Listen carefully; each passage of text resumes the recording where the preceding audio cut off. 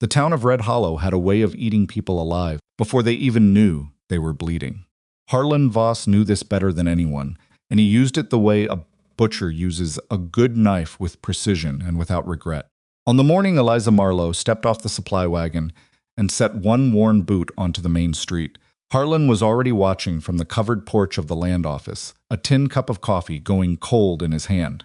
He watched her look around, not with the wide, frightened eyes of someone who'd made a mistake, but with the careful, measuring gaze of a woman taking inventory. That look irritated him in a way he couldn't quite name. So he did what he always did when something irritated him. He made sure everyone else saw it too.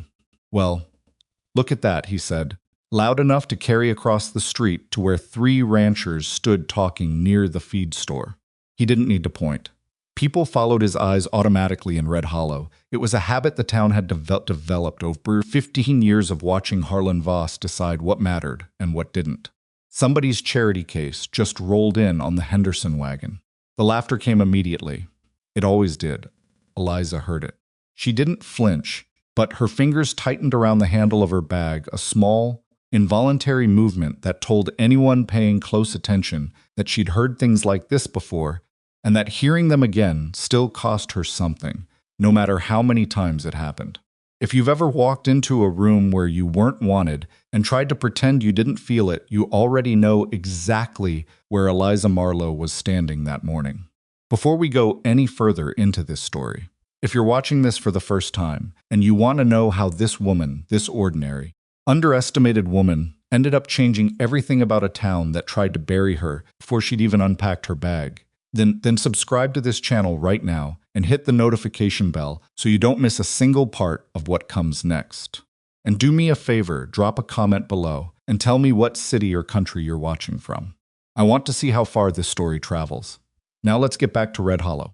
Eliza was 31 years old, and she had the particular kind of tiredness that doesn't come from lack of sleep. It comes from carrying weight that doesn't belong to you for long enough that you forget what it felt like before you picked it up. She'd been carrying it since her husband Thomas died 18 months ago, not dramatically, not with any of the violence the frontier was famous for. He'd gotten sick in early winter, and by February he was gone, and by March she'd sold everything they owned to pay the doctor, who hadn't saved him anyway. She'd made the decision to come west on a Tuesday evening in April, sitting alone in the one room she could still afford to rent in the boarding house back in Missouri. She hadn't prayed about it. She hadn't asked anyone's advice. She'd simply looked at what she had left, a small bag of seed money her mother had sewn into the lining of a coat before she died. A collection of handwritten notes she'd kept for years about farming and water and land, and a dress she'd made herself from 2 older ones because buying a new one felt wasteful. And she'd decided that staying where she was would eventually kill her just as surely as anything else. Red Hollow had been recommended to her by a man at the land office in Kansas City, who said the valley was rich with potential if someone knew how to work it right. He'd said there was cheap land available for homesteading. He hadn't mentioned Harlan Voss. People rarely did. She would come to understand, until it was too late to matter. The first person to speak to her directly, not at her, not about her, but to her, was a girl of about 12 named Nora, who was sweeping the front step of a dry goods store and who paused in her work to ask, with the frank, uncomplicated curiosity of children, whether Eliza had come a long way. "From Missouri," Eliza said. "That's far," the girl said, as if she'd measured it herself. It felt it. The girl looked at Eliza's dress without any particular malice, just honest observation. "My mother says that dress is patched in 3 places." "Your mother's right," Eliza said. "It's patched in 4, actually." She missed one on the left shoulder. The girl laughed.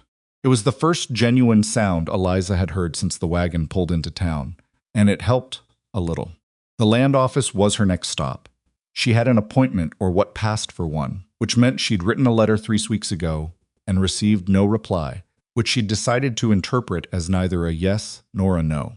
The man behind the desk was small and narrow-shouldered, with the look of someone who'd been told what to think so. Many times he'd stopped generating original thoughts altogether. His name was Pruitt, and he had a habit of glancing toward the window that faced the street whenever he was uncertain, as if expecting instruction from outside. Eliza told him she was interested in the Caldwell homestead, 40 acres in the Lower Valley, that the land office records listed as available for claim under the Homestead Act. Pruitt glanced at the window. That parcel, he said carefully, is under consideration. By whom? Another glance. By parties with prior interest. I wasn't aware prior interest was a legal category under the Homestead Act, Eliza said. Pruitt's ears went red. Ma'am, I'm not in a position to— I have money for the filing fee, she said, placing an envelope on the desk. I have documentation of my eligibility. I have been a citizen for my entire life. I am over 21 years of age, and the land in question has not been cultivated in 3 years, according to the county records I reviewed in Kansas City. By law, that makes it available. She'd done her research, spent 2 weeks in the Kansas City land office, reading everything she could get her hands on, because she'd suspected correctly.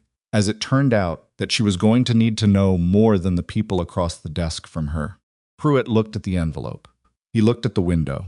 He looked like a man trapped between 2 uncomfortable options and unable to decide which discomfort was survivable. He didn't take the envelope. I'll need to verify the records, he said finally. Come back in a week. Eliza left the envelope on the desk and walked out. She hadn't found a place to sleep yet. She had exactly $11 remaining outside of the filing fee. The boarding house on the north end of the main street had a vacancy sign in the window, and the woman who ran it a Mrs.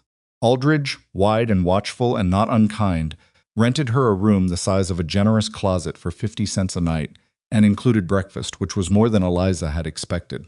That first evening, she sat on the edge of the narrow bed in that small room and spread her notes across the quilt, pages and pages of observations about soil and water, sketches of irrigation systems she'd read about in borrowed agricultural journals, calculations about yield and rainfall and channel depth.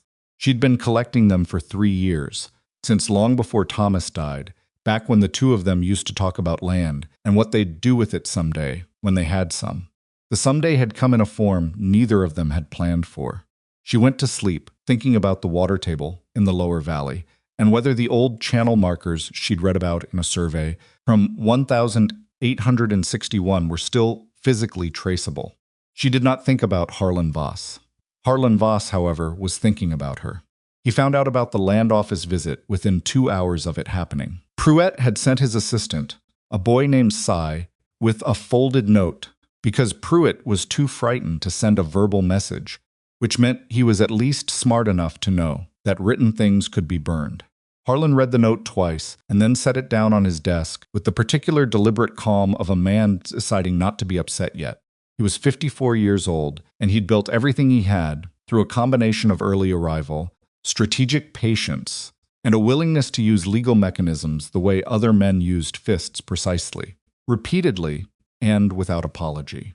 He owned the largest ranch in the county, the banknote on 6 of the 12 other operational properties in Red Hollow, and an informal but thoroughly understood agreement with the county land office that certain parcels were not to be processed without his prior notification.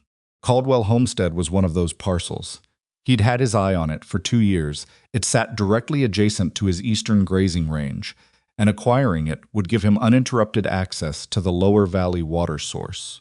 He'd been waiting for the right price on the note and hadn't expected anyone to show up, trying to file a legitimate homestead claim.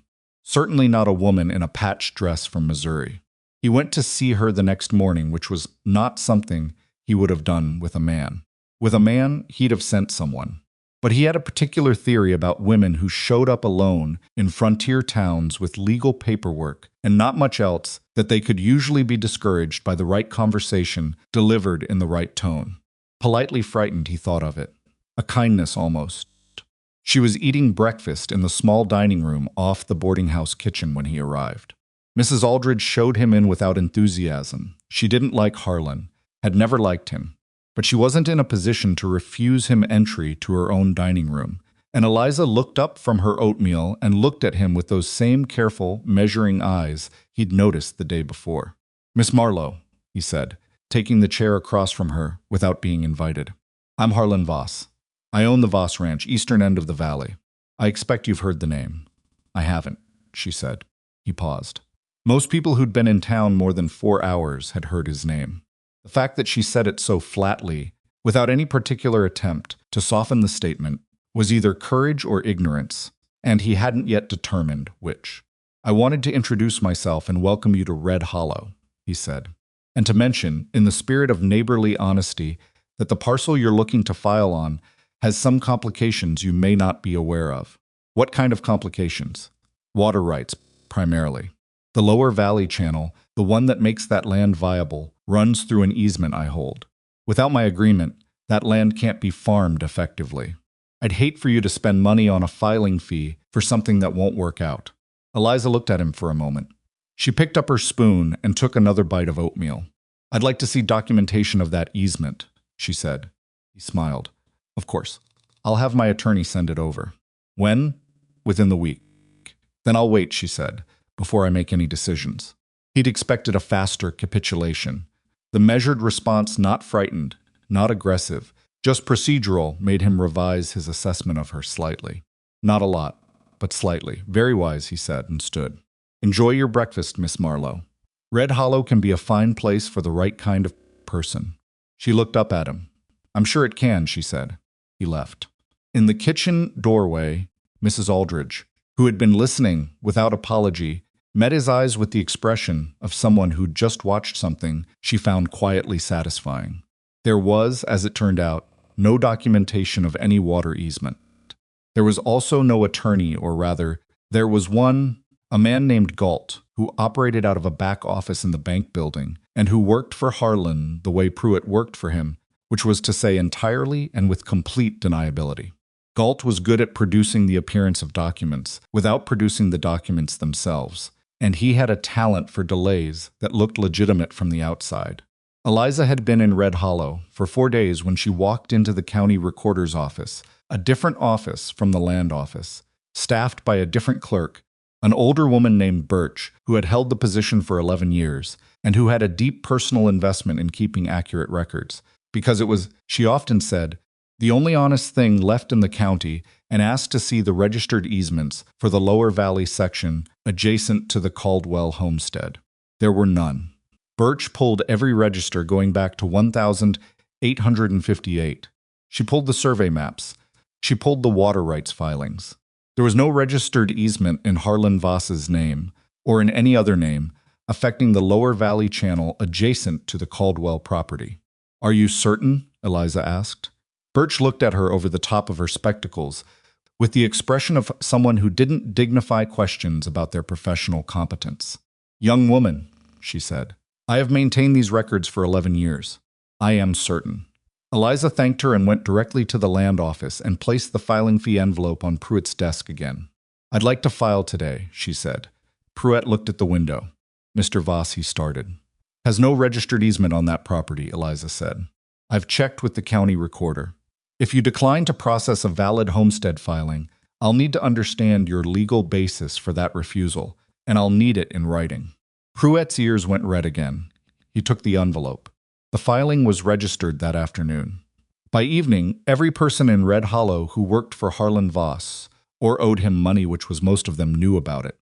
By the following morning, the first rock had been thrown through the window of Eliza's boarding house room while she was down at breakfast. Mrs. Aldridge swept up the glass without comment. She looked at Eliza across the pile of broken pieces and said, "You want to leave. I'll understand it. Nobody would blame you." "I know," Eliza said, "but you're not going to." "No." Mrs. Aldridge nodded once, as if this confirmed something she'd already suspected.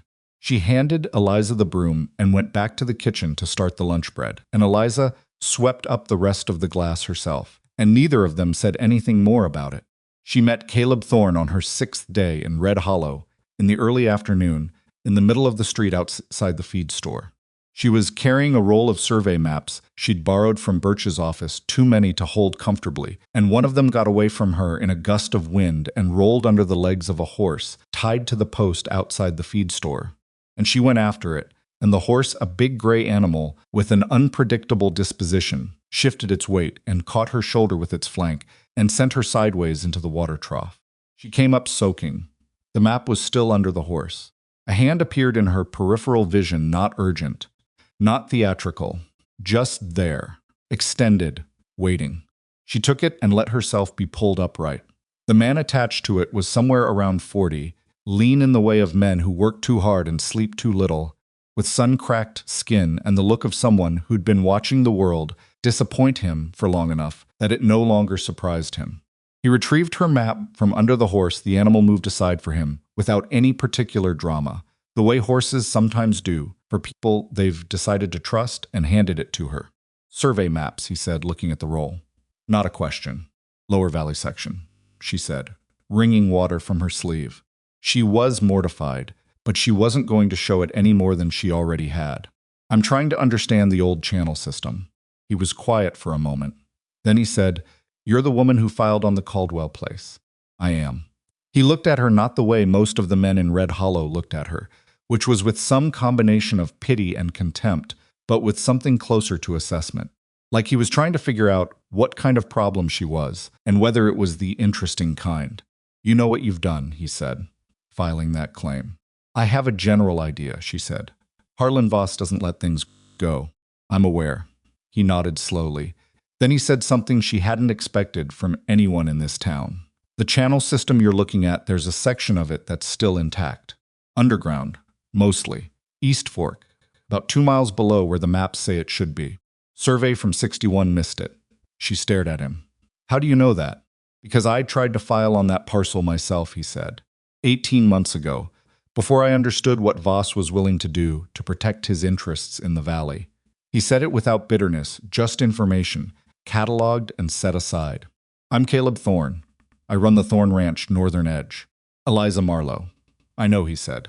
They stood there in the street, both of them damp now, because some of the trough water had gotten on his boots, and Eliza felt, for the first time since the wagon had pulled into Red Hollow, that she might be talking to someone who was going to give her accurate information, without wanting something in return. "Why are you telling me this?" she asked. He looked away for a moment, across the street toward the land office, where Pruett's windows were visible from where they stood. "Because watching Harlan Voss take things from people who can't fight back is something I've been doing for too long," he said. "And you might be the first person I've seen who actually knows what she's fighting over." It wasn't a declaration of anything. It wasn't a promise. It was the kind of statement a careful person makes when they've decided, just barely, to stop being neutral. Eliza rolled the wet survey map back into its cylinder and looked at him. "Show me where the East Fork is," she said. He looked at her for a long moment, and something in his expression shifted, not softened, exactly, but recalibrated.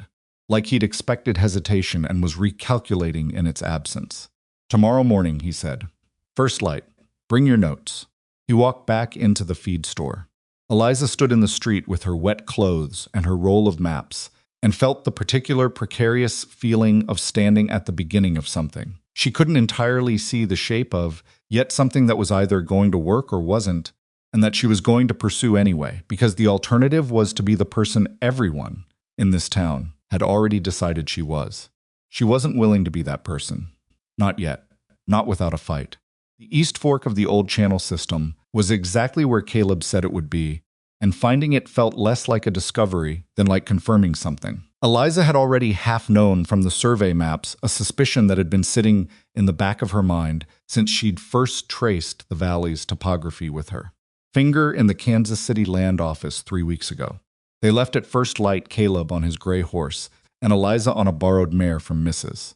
Aldridge's small stable, a brown animal named Biscuit, who had opinions about her pace and expressed them frequently. The morning was cold in the particular way of high desert country, the kind of cold that doesn't apologize and doesn't let up until the sun has been working at it for 2 solid hours. Eliza wore her coat with the seed money, still sewn into the lining. She hadn't moved it, partly out of habit and partly because it felt like the one thing in Red Hollow that was definitively, unambiguously hers. They didn't talk much on the ride out. Caleb wasn't a man who filled silence with noise, which Eliza appreciated because she'd spent the last week surrounded by noise that was mostly hostile, and the quiet felt like something she could actually use. The terrain changed as they moved east, the flat Main Street geography of Red Hollow giving way to the more complicated topography of the valley floor, small rises and depressions, dry creek beds, outcroppings of pale rock that pushed through the soil at irregular intervals like bones through old skin. Caleb pulled up at the edge of a shallow depression, about 2 miles from where the 1861 survey had marked the channel terminus, and pointed down. "See how the grass grows different here," he said. She saw it immediately. A faint but unmistakable variation in the color and density of the vegetation, a line of slightly darker green, running roughly northeast to southwest, maybe 30 feet wide, cutting across the depression and continuing up the far slope. "That's where the water is," she said. It wasn't a question. 6 feet down, maybe 8. "I dug a test hole here last year." He paused. "Before Voss's men came and filled it back in." Eliza looked at him. "They filled it in. 3 of them. In the middle of the night. Didn't say a word to me about it directly. Harlan never says things directly, but I understood the message." She turned back to the depression and walked down into it, crouching to press her palm against the soil. It was cooler than the surrounding ground, faintly, perceptibly cooler, and slightly damp in a way that didn't match the dry surface conditions. She pressed harder and felt, or thought she felt, the faintest vibration, less than a heartbeat, more than nothing. "There's flow," she said. "It's slow, but it's moving." Caleb had dismounted and was standing a few feet behind her. "Question is whether it's enough. That depends on what you're trying to do with it." She stood and pulled her notes from her coat, pocket folded, dense with her own handwriting, marginalia running up the sides of pages where she'd run out of main space. "If this connects to the upper valley source, the way I think it does, and if the original channel can be cleared and partially rebuilt, it doesn't need to carry the whole load. It just needs to reach the distribution point above the lower valley farms. From there, gravity does the rest." Caleb was quiet for a moment. He had the look of a man who was following the logic and finding it more solid than he'd expected. "How long would that take? The clearing and rebuilding?" "With the right equipment and enough people, maybe 6 weeks. Without either." She looked up at him. "Longer than we have before the summer dry sets in." The word we came out before she'd fully decided to use it. She noticed it. So did he, judging by the slight shift in his expression, not discomfort, exactly, but acknowledgement. "People in this town aren't going to help you willingly," he said. "Not with Voss watching. I know that. And Voss is going to move against your claim before you can establish occupation. That's how he works. He uses the legal timeline against you. If you're not actively improving the land within the first 30 days of filing, he can challenge the claim on non-use grounds." Eliza folded her notes back into her pocket. "Then I need to be on that land by next week and visibly working it. With what resources?" She looked at him steadily. "I was hoping you might have some thoughts about that." Caleb looked at her, and then he looked at the ground, and then he looked out across the depression, with the expression of a man doing the specific kind of arithmetic that involves not just numbers, but everything he might lose. He had a ranch that was barely surviving. He had a note at the bank, Harlan's bank, technically, since Harlan held a minority share in the lending institution, and used it accordingly, that came due in 8 months. He had a hired man named Pete, who was 63 years old and reliable as stone, and couldn't do the work of 3 men anymore, regardless of his willingness to try. He also had, Eliza was beginning to understand, a particular kind of anger that had been sitting in him for a long time, looking for somewhere to go. "I can loan you tools," he said finally, "and Pete's time, 3 days a week. And I can help you draft the occupation documentation, so it's airtight if Voss tries to challenge it." He paused. "That's what I can offer, without destroying myself. That's more than anyone else in this town has offered me anything," Eliza said. "It's not generosity," he said. "I want that channel open almost as much as you do. My north pasture has been running short on water for 2 years." "I know," she said. She'd figured that out from the survey maps. The Thorn Ranch's water situation wasn't obvious, but it was there if you looked at the topography carefully. "That's part of why I said what I said yesterday." He looked at her with something that wasn't quite a smile, but was adjacent to one.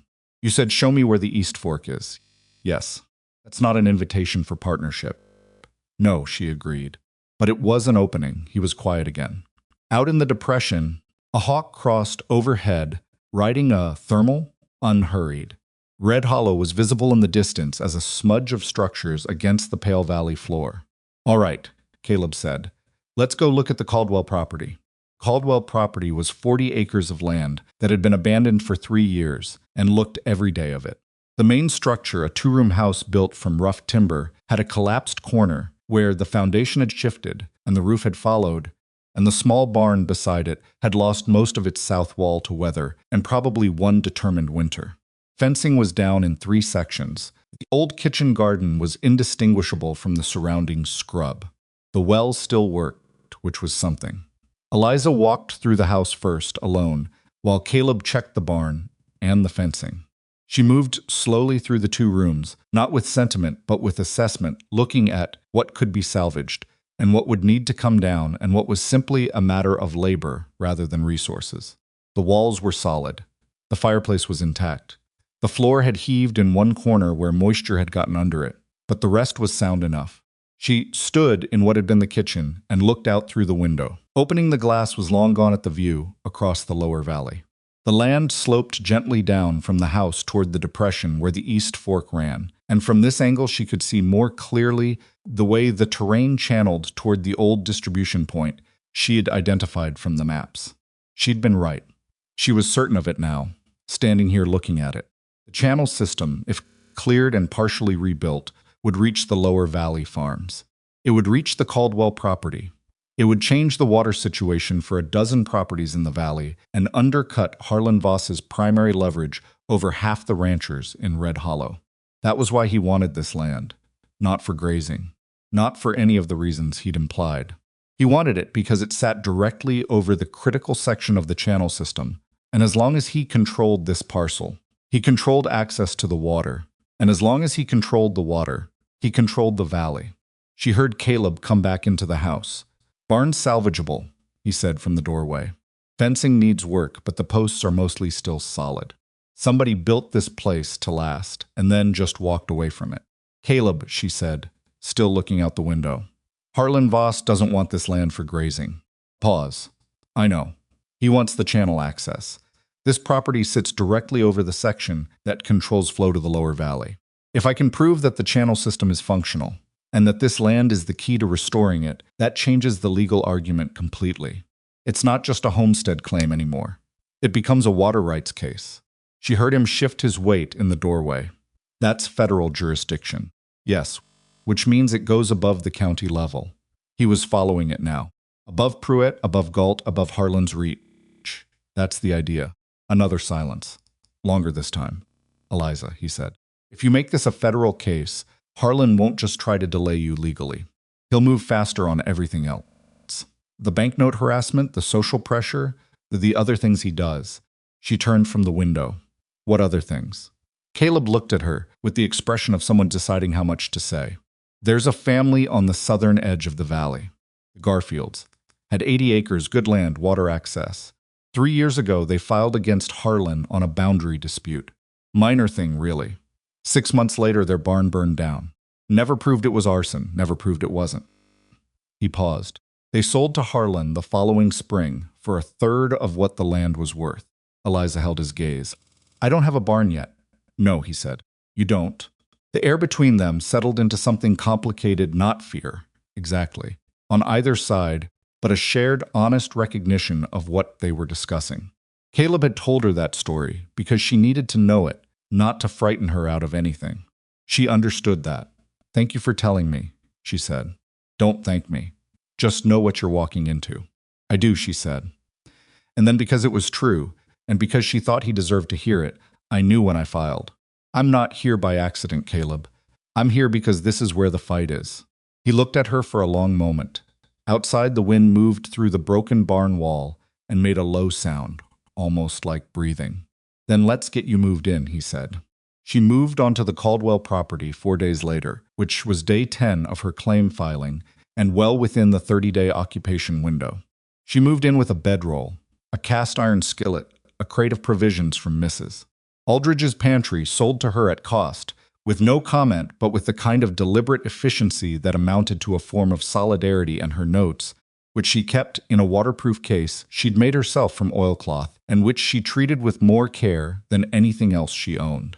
The news traveled fast, the way news always traveled in Red Hollow, which is to say it reached Harlan Voss approximately 3 hours after Eliza lit her first fire in the Caldwell fireplace. She knew this because his foreman, a broad, quiet man named Decker, rode past the property twice that first evening at a walk, not stopping, not speaking, just present and visible in the way that was meant to communicate something. Eliza watched him from the doorway both times. She didn't go back inside until he'd gone. Caleb's hired man Pete arrived the following morning with a wagon of tools and a disposition that combined complete physical competence with almost total verbal economy. He was 63, as Caleb had said, with the weathered, deliberate quality of old machinery that had been maintained well slower than it had once been, but nothing loose, nothing wasted. He unloaded the tools in the barn without being asked to, and then stood in the yard and looked at the fence line. "Start there," he said. "Please," Eliza said. He started there. By mid-afternoon, he'd reset 4 posts and restrung 2 sections of wire, and he'd done it with a quality of concentration that Eliza recognized from her own work, the kind that doesn't perform effort, it just produces it. She spent that first day on the land itself, walking every inch of the property with her maps and her compass, marking the surface indicators she'd identified. The East Fork ran beneath the northeast corner. She was increasingly certain. The soil there had a quality to it, not wet, nothing so obvious, but bearing. Dense in a way that suggested what was underneath.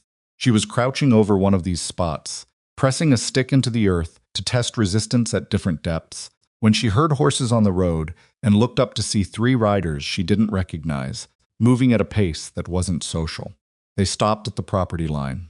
The one in front was maybe 30, with the look of someone who'd been told he was large and intimidating often enough that he'd started to believe it.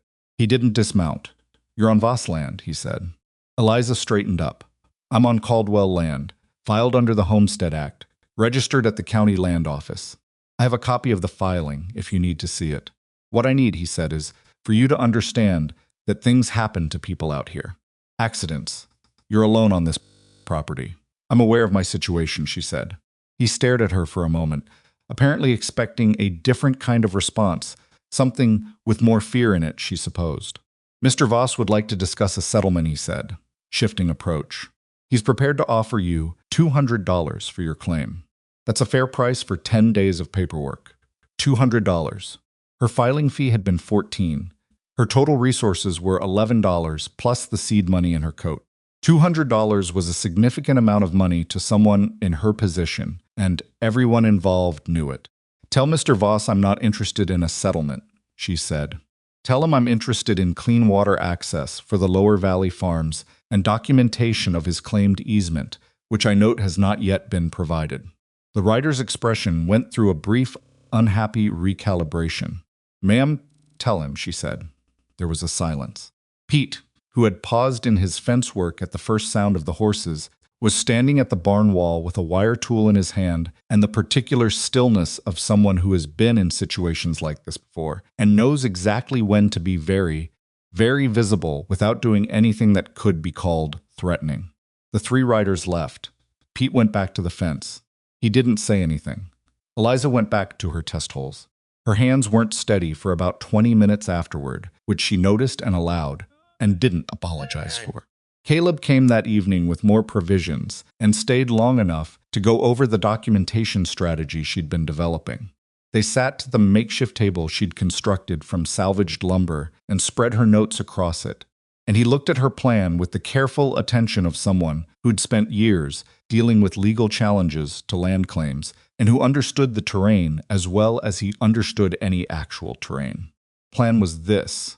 She needed to demonstrate, through documented evidence, that the underground channel system was functional, that the Caldwell property provided critical access to its distribution network, and that Harlan Voss's claimed easement, the one he'd never produced documentation for, was not a legitimate registered water right, but rather an informal and illegal appropriation of a public resource. To do that, she needed 3 things. She needed physical evidence of the channel, which meant excavation, samples, water flow documentation. She needed a witness with technical credibility, which meant finding someone with surveying or engineering background, willing to put their name to an assessment. And she needed to file a complaint with the federal land office that would trigger an investigation above the county level. The federal filing is the linchpin, she said. Once that's in motion, the county can't quietly stall anymore. The nearest federal land office is in Prescott, Caleb said. 3 days' ride. I know. I need to go in person because I need to explain the water rights dimension. And I need to do it before Harlan finds out I'm going, because if he gets ahead of me, he'll have someone at that office before I arrive. She paused. Which means I need someone on this property while I'm gone. Caleb looked at the table. Pete can stay. I need more than Pete. If Decker or those riders from today come back while I'm gone. My sister's boy, Caleb said. Daniel. He's 22, works my North Range. He's steady. Will he do it if I ask him to? Yes. She nodded. And the technical witness. Do you know anyone? Caleb was quiet for a moment, turning his coffee cup in his hands. There's a man named Alderman, Howard Alderman. Retired surveyor, lives about 15 miles north. Worked for the territorial government for 20 years. He paused. He and Harlan have history. Bad history from a boundary dispute 10 years ago. Harlan came out ahead of it, and Alderman's always maintained the survey data was manipulated. Would he help? He might. He's old and he's not looking for trouble. Another pause. He's also been waiting 10 years for someone to find a reason to reopen the question of what Harlan actually owns versus what he claims to own. Eliza looked at him. That's exactly what this is. I know, Caleb said. That's why I mentioned him. They were both quiet for a moment. Outside, the night had come down full, and the wind had picked up, moving through the gap in the barn wall with a sound that was less like breathing now, and more like something working itself up to a larger complaint. There's something you should know, Caleb said. He was looking at the table rather than at her, which she'd already noticed, was what he did when he was about to say something he'd thought about carefully. When I told you I tried to file on this parcel myself, 18 months ago, that's not the whole of it. She waited. I'd made arrangements. With 2 other ranchers in the valley, Sutton, who runs the middle section, and a widow named Clara Hess, who has 20 acres on the western slope. We were going to file jointly on the channel restoration as a cooperative water project. It's legal. Under territorial water law, 3 or more landowners can petition for a shared water use restoration as a collective entity. Eliza looked at him. What happened to that plan? Voss found out about it before we filed. He went to Sutton, first offered him a renegotiation on his banknote, better terms, extended timeline. Sutton has 4 kids. He took the deal. Caleb's jaw tightened slightly. Then he went to Clara Hess and suggested that her acreage might be reassessed for tax purposes. Clara's on a fixed income from her late husband's pension. The reassessment would have cost her more than she had. So they both pulled out. Yes, and you? He looked up, finally. Harlan came to me personally, offered to call my banknote in full if I didn't drop it. I'd have lost the ranch inside of 60 days. And you dropped it. Yes, he said, not ashamed. Exactly with the flat honesty of someone who'd made a decision under pressure and had no interest in pretending he hadn't. I had 2 men working for me who'd have been out of work. Pete's been with me 14 years. I couldn't, he stopped. I dropped it. Eliza was quiet for a moment. She'd revised her understanding of Caleb Thorn several times in the past week, and she did it again, now not downward, not upward, but sideways. A man who'd been broken once by Harlan Voss and hadn't pretended otherwise, and who was here anyway, sitting at her table in a house with no proper roof, going over legal strategy. Sutton and Hess, she said. Do you think they'd come back in if the federal filing changes the calculus? If Harlan's leverage over the county institutions is reduced? Caleb considered. Sutton, maybe, if he thought it was safe. He's not a coward, he's just a father. Clara Hess, a slight softening in his expression. Clara would come in. She's been furious about what happened for 18 months. She just needs to see that someone's actually moving. Then I need to go to Prescott, Eliza said. And when I come back, I need you to arrange for me to talk to Alderman, and then to Clara Hess. In what order? Alderman first.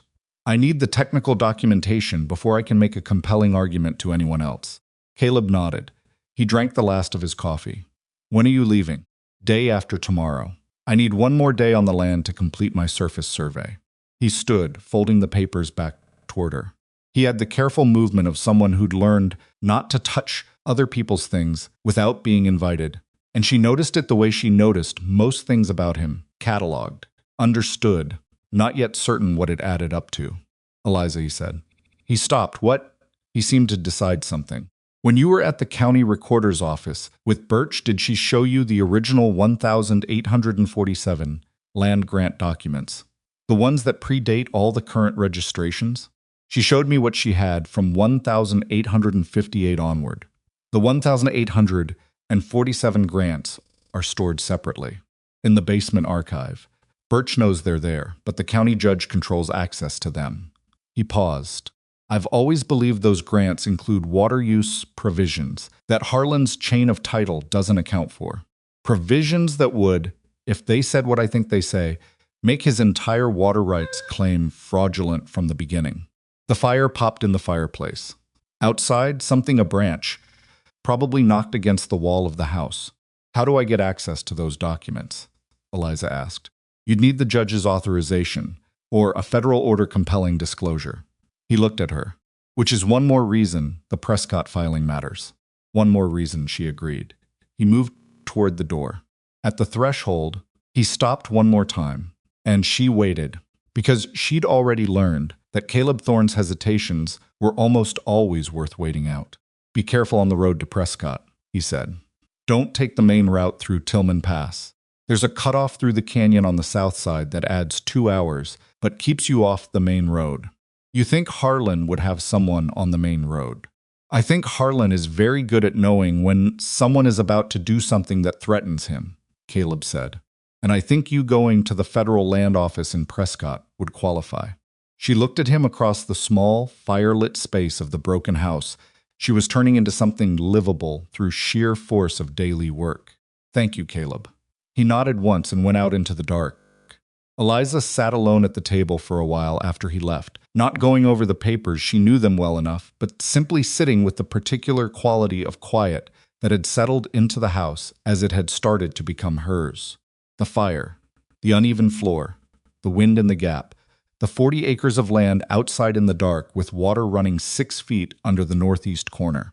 She thought about Harlan Voss in his office, with his careful plans and his bank leverage, and his 15 years of teaching an entire town to look toward him for permission before they did anything.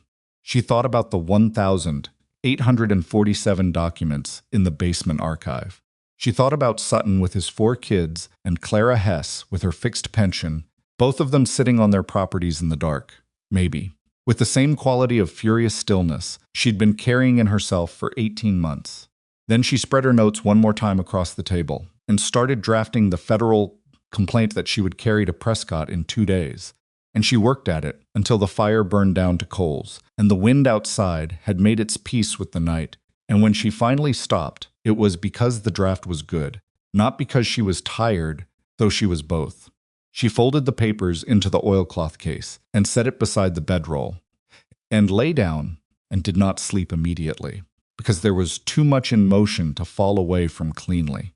But eventually she slept, and the water moved beneath the ground in the dark, slow and patient, and entirely indifferent to the plans of any person, carrying itself toward the valley the way it always had, the way it would continue to, long after everyone involved in this dispute was gone, waiting only for someone to clear the path. The road to Prescott through the canyon cutoff was 2 hours longer and considerably less comfortable than the main route, and Eliza was grateful for both of those things, because it meant she had time to think and no one to interrupt her doing it. She left before dawn on the 3rd day, with Caleb's nephew Daniel installed at the property with Pete and a clear set of instructions about what to document if anyone came onto the land who, when, what they said, what they did.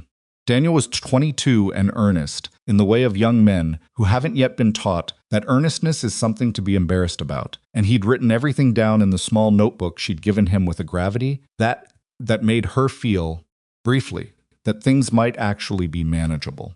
The canyon route took her through country that was harder and quieter than the valley floor, deeper rock, narrower sky, the trail dropping into shadow for long stretches, and then opening onto sudden bright ledges where she could see back across the valley to where Red Hollow sat in the middle distance like a problem she'd temporarily left behind. Biscuit had no complaints about the canyon route, which Eliza took as a good sign. The mare had opinions about everything else.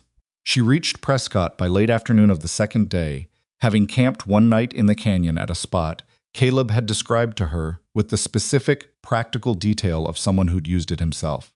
The federal land office was on the main street, a solid stone building that looked different from its county equivalent in the specific way that federal buildings always looked different, not grander. Exactly. but more settled, as if it understood its own permanence in a way that county buildings in small frontier towns generally didn't. The agent she spoke to was a man named Forrester, somewhere in his late 40s, with a careful, unhurried manner and the kind of eyes that moved efficiently over documents and didn't miss much. She laid everything out for him in order: the homestead's filing, the claimed easement with no registered documentation, the channel system evidence, the topographic analysis, the county recorder's confirmation that no water rights were registered to Voss for that section. She placed the federal complaint she'd drafted on his desk and let him read it in silence. He read it twice. "This is thorough," he said. "I've been thorough for a reason," she said. "The county level has been inaccessible. Judge Carey controls the archive that may contain prior water use grants, and he is not," she paused, choosing her words with the care she'd been using all week. "He is not independently motivated to produce those documents." Forrester looked up from the papers. "You're saying he's in Voss's pocket." "I'm saying the 1,847 archive has not been made available through ordinary county process, despite its clear relevance to an active land claim.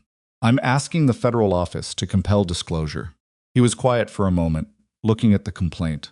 "This will take time, Miss Marlowe. A federal investigation into county land records is not something that moves quickly. I understand that. I'm asking you to open the case. Once it's open, the county actors become more careful because they know they're being watched. That's a sophisticated understanding of how these processes work. I've been educating myself," she said.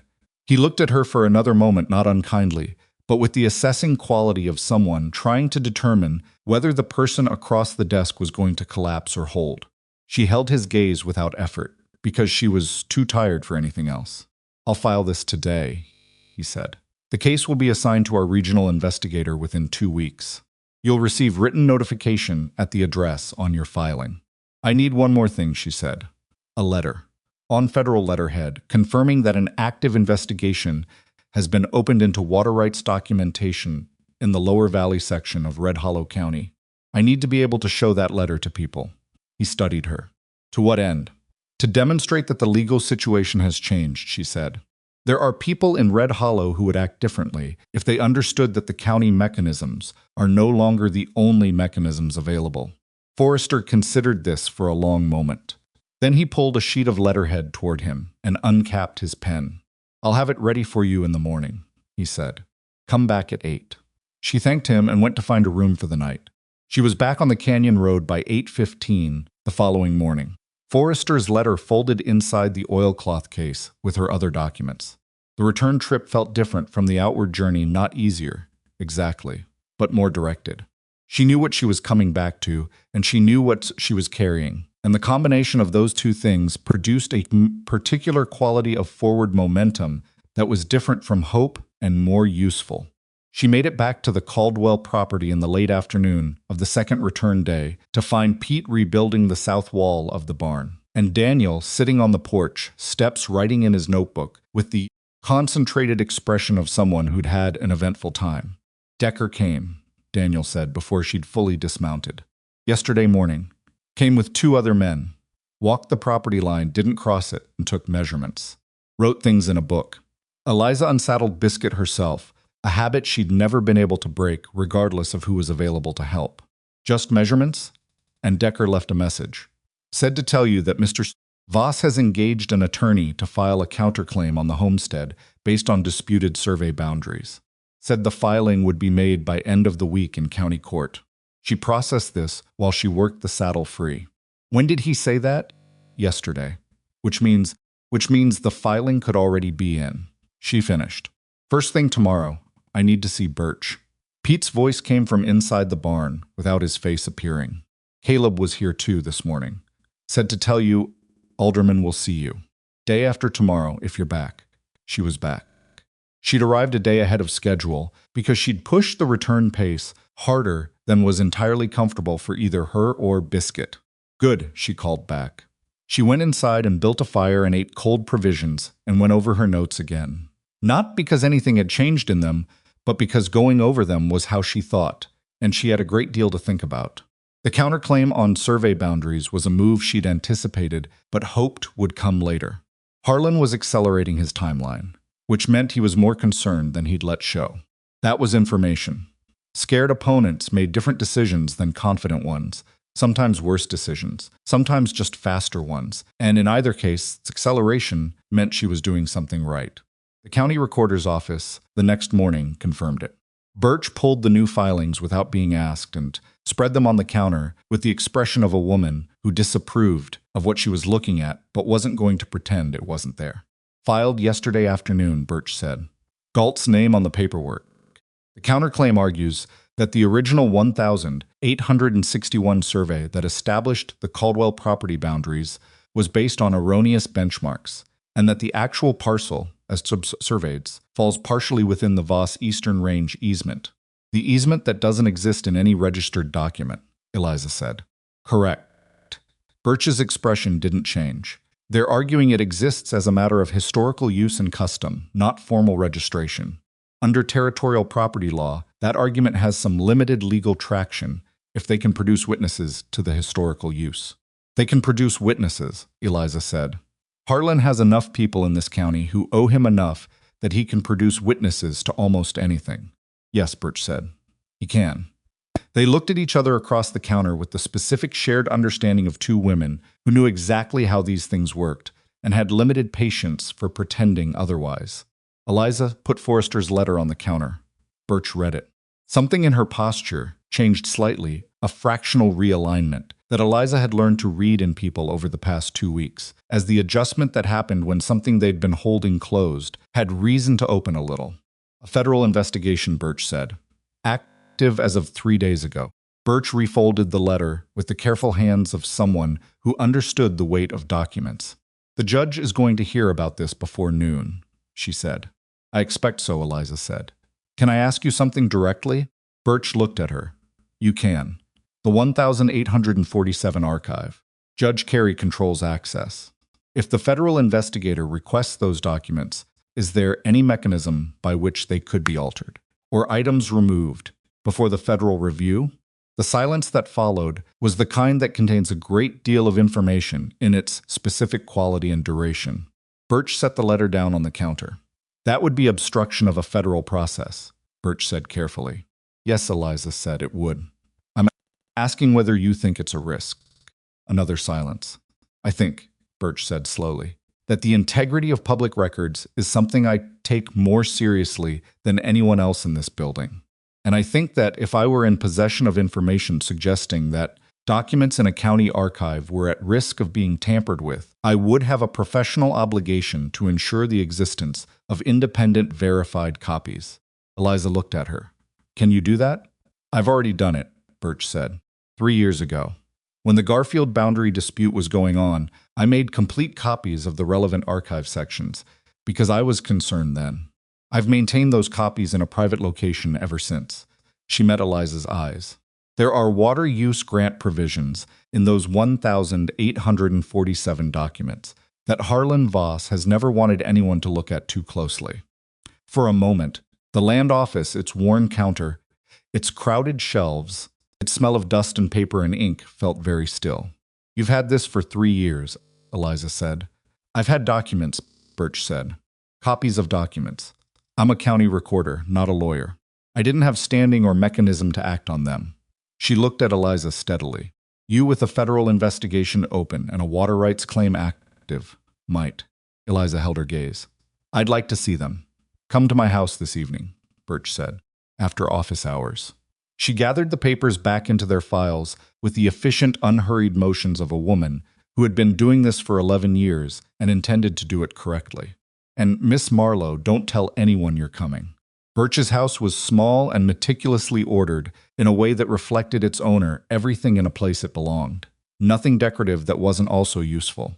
Books stacked on every flat surface, because that was what happened when you lived alone and read as a primary occupation. She made coffee without asking whether Eliza wanted it and set a tin box on the table between them. Copies inside were Birch's own handwriting transferred from the originals with obvious care, every word exactly rendered. Eliza read them slowly, going back over sections twice, making notes in the margins of her own paper as she went. Birch sat across the table and drank her coffee and didn't hurry her.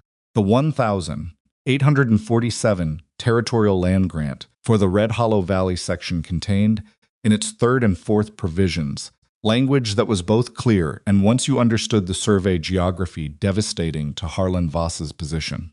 The water use rights for the Lower Valley Channel system had been granted as a public resource in common trust, available to all landholders whose properties abutted the watershed. No single private party could hold exclusive access rights to the channel. The grant had never been revoked. It had simply been buried under 15 years of Harlan's careful accumulation of county-level control. Everything he'd built the easement claim, the pressure on other ranchers, the whole architecture of his dominance over the valley's water was resting on a foundation that legally didn't exist. If this is admitted in a federal proceeding, Eliza said quietly, his water rights claim fails completely. Yes, Birch said. And if his water rights claim fails, the counterclaim against my homestead based on easement rights also fails, because the easement was never legitimate. Also, yes. Eliza looked up from the papers. Why didn't you act on this 3 years ago? With the Garfields? Birch was quiet for a moment. She set her cup down. Because I was alone with copies of documents that Harlan's attorney would have argued were unreliable reproductions. Because Judge Carey controls the originals, and Carey would not have authorized federal disclosure without cause.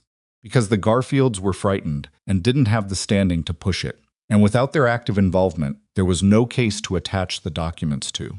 She looked at Eliza without apology. I've been waiting for someone to come with the right combination of standing, willingness, the particular kind of stubbornness that doesn't get discouraged when things get complicated. Eliza almost said something and then didn't. The compliment, if it was one, felt beside the point. I need these, she said, touching the copies. They're copies, Birch said. I made them for the purpose of being used when the right circumstance arose. Can you testify to their accuracy? That you made them directly from the originals, with the originals in hand? Yes, Birch said. Under oath to a federal investigator, I can testify to exactly that. Eliza gathered the copies carefully and added them to her oilcloth case, with the precision of someone who understood she was handling the most important thing she'd touched since arriving in Red Hollow. She went to see Howard Alderman the next morning and found him in a condition she hadn't quite anticipated, which was not reluctant, not cautious, but immediately and almost vigorously ready. He was 71, with a surveyor's posture and a surveyor's eyes, and the particular sharpness of someone who'd spent a decade with a grievance he couldn't do anything about, and had just been told he might finally have an option. He'd already pulled his own maps from the 1,862 resurvey, the one that had followed, and partially corrected the 1,861 work, and had them spread across his work table before Eliza had her coat off. I knew the 61 benchmarks were wrong when Voss's counterclaim used them during the boundary dispute. Alderman said, his finger moving across the map with the certainty of someone who'd been over this territory thousands of times in his mind since then. Primary benchmark was placed 12 feet northeast of where the survey record claimed. 12 feet sounds small, but in this valley topography, 12 feet changes which watershed the property sits in. It changes everything about the water rights calculation. Can you document that? Eliza asked. Physically with current measurements? Already done, he said, and pulled a second set of papers from beneath the maps. I resurveyed the benchmark location myself, privately, after the Garfield dispute. Documented everything. I've been sitting on it for 3 years because there was nothing to attach it to. Eliza looked at him. There was a quality of dark humor in the situation. Birch had copies. Alderman had survey documentation. Caleb had knowledge of the original cooperative filing. Clara Hess had 18 months of furious stillness, and all of it had been waiting, separately, for someone to arrive and connect it. I need you to provide an affidavit for the federal investigator, she said. Your credentials, your methodology, your findings. I'll have it prepared by the end of the week, Alderman said, without hesitation, without the pause she'd expected. Mr. Alderman, do you understand what you're doing? Harlan Voss is going to know you've cooperated with the federal case. Young woman, Alderman said, with the mild impatience of someone who'd been managing their own risk calculations for 7 decades. I'm 71 years old. Harlan Voss is not the most frightening thing I've dealt with in my career. And the thing I am most tired of, the thing I have been tired of for 10 years, is knowing that I have accurate information and being unable to use it because the right moment hadn't arrived." He looked at her steadily. "The right moment is here. I can recognize it." She left his house with 2 copies of his preliminary findings, and the particular feeling she'd had twice now in Red Hollow, the feeling of watching a structure she'd been building in isolation, suddenly reveal itself to have been supported all along by things other people had built independently, waiting for connection. Clara Hess was the last piece, and the most uncertain one. Her property on the western slope was modest and clearly well-tended in the specific way of people who've learned to make limited resources look like more than they are. Clara was 58, with the lean economy of movement of someone who'd been doing physical work alone for a long time, and she looked at Eliza across the threshold of her door with the wariness of someone who'd been burned once and was not in a hurry to be burned again. "Caleb said you'd be coming," she said. Not warmly, but not unfriendly. "Precisely. He said you'd understand why I'm here," Eliza said. Clara let her in. The house smelled of wood smoke and dried herbs and the particular industry of a small kitchen that got used seriously. She didn't offer coffee either. She didn't have enough to offer, or she was withholding it pending a decision about Eliza, and either interpretation was fair enough. 18 months ago, Clara said, sitting across from Eliza at the kitchen table, with her hands flat on the surface, "I had a plan. It was a good plan. 3 landholders, cooperative water petition, legal under territorial law. And then Harlan Voss sent 2 men to tell me that my tax assessment was under review and that my 20 acres might be valued at nearly 3 times what I'd been paying." She paused. "I had exactly enough money to meet my existing tax burden. Triple assessment would have broken me. I dropped out of the filing within the week." "I know," Eliza said. "What's different now?" Eliza opened the oilcloth case. She put Forrester's letter on the table. Then Birch's copies of the 1,847 provisions. Then Alderman's preliminary survey findings. Then her own documented surface evidence of the East Fork Channel. Clara looked at each document in turn, reading carefully, the way someone reads who understands that details matter, and that she's the one who's going to live with the decision she makes based on them. The silence stretched long enough that Eliza resisted the urge to fill it. "The 1,847 provisions," Clara said finally. "This makes the easement fraudulent from the beginning." "Yes. And the federal case means Carrie can't control the archive access anymore. Not without risk of obstruction charges, no." Clara's jaw tightened. "He threatened me," she said. "Harlan, personally, when I tried to push back on the tax assessment. He came to my house. He sat where you're sitting." He said. She stopped. Her hands on the table pressed slightly flatter. "He said that women alone on the frontier depended on the goodwill of the community, and that goodwill was a fragile thing." The room was very quiet. "I'm sorry," Eliza said. "I don't want sorry," Clara said. Not harshly, just honestly. "I want my water access back. I want the assessment reversed. And I want Harlan Voss to have to answer for what he's been doing in this valley for 15 years. That's what this is working toward," Eliza said. "But I need the 3rd landholder for the cooperative petition. Sutton won't move yet. His banknote situation makes him too vulnerable. You'd be the 3rd alongside me and Caleb. If I join the petition and it fails," Clara said, "I'm more exposed than before. He knows I tried again." "Yes," Eliza said. "I won't pretend otherwise." Clara looked at her. "Why are you still here? You could have taken his $200 and gone home." Most people would have. Eliza thought about how to answer that and decided the honest answer was the only one worth giving. "Because I don't have a home to go back to," she said. "And because that land is viable. And because the water is there, 6 feet under my northeast corner, and it belongs to everyone in this valley by law. And I find I am very tired of watching one man benefit from everyone else's belief that they have no options." Clara looked at her for a long moment. Something moved across her face, not softening. Exactly, but a kind of recognition. The recognition of one tired person identifying another who is tired in the same direction. "I'm in," Clara said, "but I want my name on the affidavit to the federal investigator too, about the tax assessment threat. That was coercion, and it should be documented." "Absolutely," Eliza said. "And I want it in writing from you. Not legally binding, because you're not a lawyer.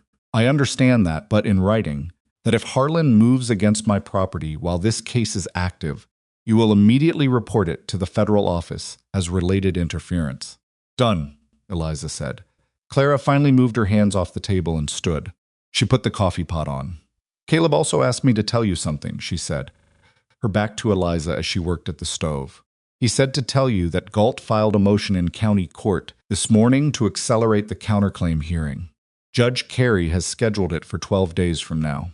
12 days. Eliza did the arithmetic in her head, the federal investigator's notification timeline, Alderman's affidavit, the cooperative petition filing, what could be done in 12 days, and what couldn't. That's fast, she said. Harlan's nervous, Clara said. First time I've seen him nervous in 15 years.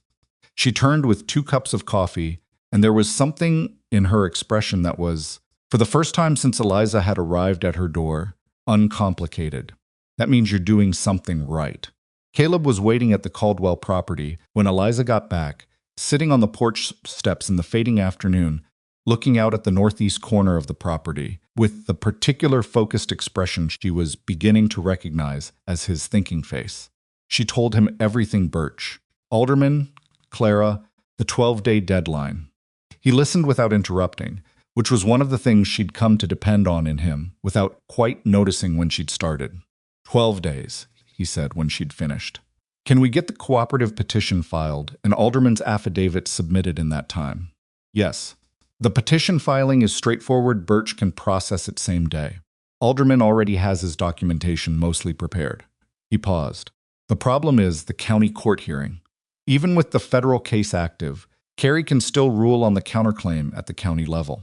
If he rules against your homestead before the federal investigation reaches the archive disclosure stage, you could lose the claim, before the federal case has a chance to matter. Eliza had known this. She'd been thinking about it since she'd read the filing timeline in Birch's office. Then we need to move the federal case faster, she said, or find a way to delay the county hearing. Caleb was quiet. There's one way, he said, but it requires Galt to make a mistake, and Galt doesn't make many. What way? If Galt's motion to accelerate was filed improperly, if the procedural requirements for acceleration weren't met, specifically the notification requirements to all affected parties, the hearing can be challenged on procedural grounds and pushed back. Were the notification requirements met? Galt notified your address at the Caldwell property, Caleb said. But the cooperative petition, if filed tomorrow, adds 2 additional parties to the affected group, me and Clara. As petitioners in an active related proceeding, we'd be entitled to notification under the same rules, which we didn't receive because the petition didn't exist yet when Galt filed. Eliza looked at him. If we file the petition tomorrow, before the counterclaim proceeding date is locked in, then Galt's acceleration motion is technically deficient because it failed to notify all affected parties, Caleb said. It would need to be refilled with proper notification, which resets the notice period clock and buys at least 10 additional days. Can we file the petition tomorrow? If Birch is at the office by 8 and Clara signs tonight, he said. Yes. Eliza stood on the porch of the house she'd been rebuilding by hand for 2 weeks, looking out at the northeast corner of her property in the fading light, and felt the case assembling itself in her mind, the way the channel system assembled itself when she looked at the survey maps, piece by piece, each element depending on and enabling the others, the whole more solid than any single part. I'll ride to Clara's tonight, she said. It's an hour each way, Caleb said. It'll be late when you get back. I know. He stood from the steps. I'll come with you, he said. Not an offer, exactly. More of a statement of fact. She looked at him. In the 6 weeks she'd been in this valley fighting for a piece of land the size of some people's afternoon ride, against a man with 15 years of institutional advantage and a talent for making people feel small, she had made 3 allies. A retired surveyor, a widowed rancher, and a county recorder who'd been quietly preparing for this moment for years. And this man who'd been broken once and come back anyway, who told her the truth without being asked and stayed without being invited, and who she'd been careful not to think about too directly, because there was too much else to think about. All right, she said. They rode to Clara's in the last of the daylight and came back under a sky thick with stars. And Clara's signature was in Eliza's oilcloth case before the night was 2 hours old. And when they got back to the Caldwell property, Caleb unsaddled both horses without being asked, and Eliza made the last of the coffee, and they went over the petition draft one more time by firelight, correcting 2 small errors in the legal language, and then he rode back to his ranch, and she lay down on her bedroll with the oilcloth case beside her, and the fire going down to coals. The morning would bring the petition filing, then Alderman's affidavit, then 12 days of whatever Harlan Voss did when he realized the architecture he'd spent 15 years building had been constructed on a foundation that was about to be exposed to light. She was ready for that, or as ready as anyone could be for a thing they'd never done before and couldn't entirely predict. The water moved in the dark beneath the northeast corner of the land, patient, unworried, already on some level already free. Cooperative petition was filed at 8:14 in the morning, 7 minutes after Birch unlocked the county recorder's office door, which was the earliest Birch had ever processed a filing in 11 years of professional record keeping, and which she accomplished with the brisk efficiency of someone who had decided, sometime in the previous 24 hours, that she was done with neutrality. Eliza stood at the counter while Birch stamped and registered the document, and watched the official seal press into the paper with the particular satisfaction of someone who has been working toward a specific thing for long enough that seeing it actually happen feels slightly unreal. 3 names on the petition: Eliza Marlowe, Caleb Thorn, Clara Hess as cooperative applicants for water, use restoration under the 1,847 territorial grant provisions, with Birch's certified copies of those provisions attached as supporting documentation. This will be on the public record by noon, Birch said, sliding the registered copy across the counter, which means Galt will know about it by 1. That's fine, Eliza said. That's the point. Birch looked at her over her spectacles with the expression she used when she was going to say something she'd decided to say only once. Be careful today, she said. When Harlan realizes what the petition means for his counterclaim motion, he's going to move fast. And fast for Harlan means not particularly careful about method. Eliza took the registered copy and tucked it into the oilcloth case. I know, she said. Thank you, Birch, for everything. Don't thank me, Birch said, in almost exactly the same tone Clara Hess had used a day earlier. Just make it count. Eliza walked out into the morning street of Red Hollow with the case under her arm and the sun not yet fully up over the eastern ridgeline, and she thought, not for the first time, about what it meant that the people who'd helped her most in this town were the ones who'd been sitting quietly with their own forms of readiness for years, Birch with her copies, Alderman with his resurvey, Clara with her fury, waiting for someone to come along who would actually use what they'd kept. She was halfway back to the Caldwell property when Decker's horse fell into pace beside her on the road. She didn't startled. She'd heard him coming and had kept her own pace steady, which she knew from experience was the best way to communicate to this particular category of person, that you weren't going to make things easy for them by being afraid. Morning, Miss Marlowe, Decker said. He had the tone of someone delivering a message he'd been given word for word and intended to reproduce accurately. Mr. Voss would like another conversation. Says there's a new offer on the table. Tell Mr. Voss I'll be happy to hear any offer he makes in writing. Delivered through official legal channels, Eliza said, without looking at him, without slowing. He'd prefer to speak directly. I'm certain he would. Pause. Decker was a big man on a large horse, and the combination was designed to be physically imposing, which it was, and which Eliza was choosing to find irrelevant. Miss Marlowe.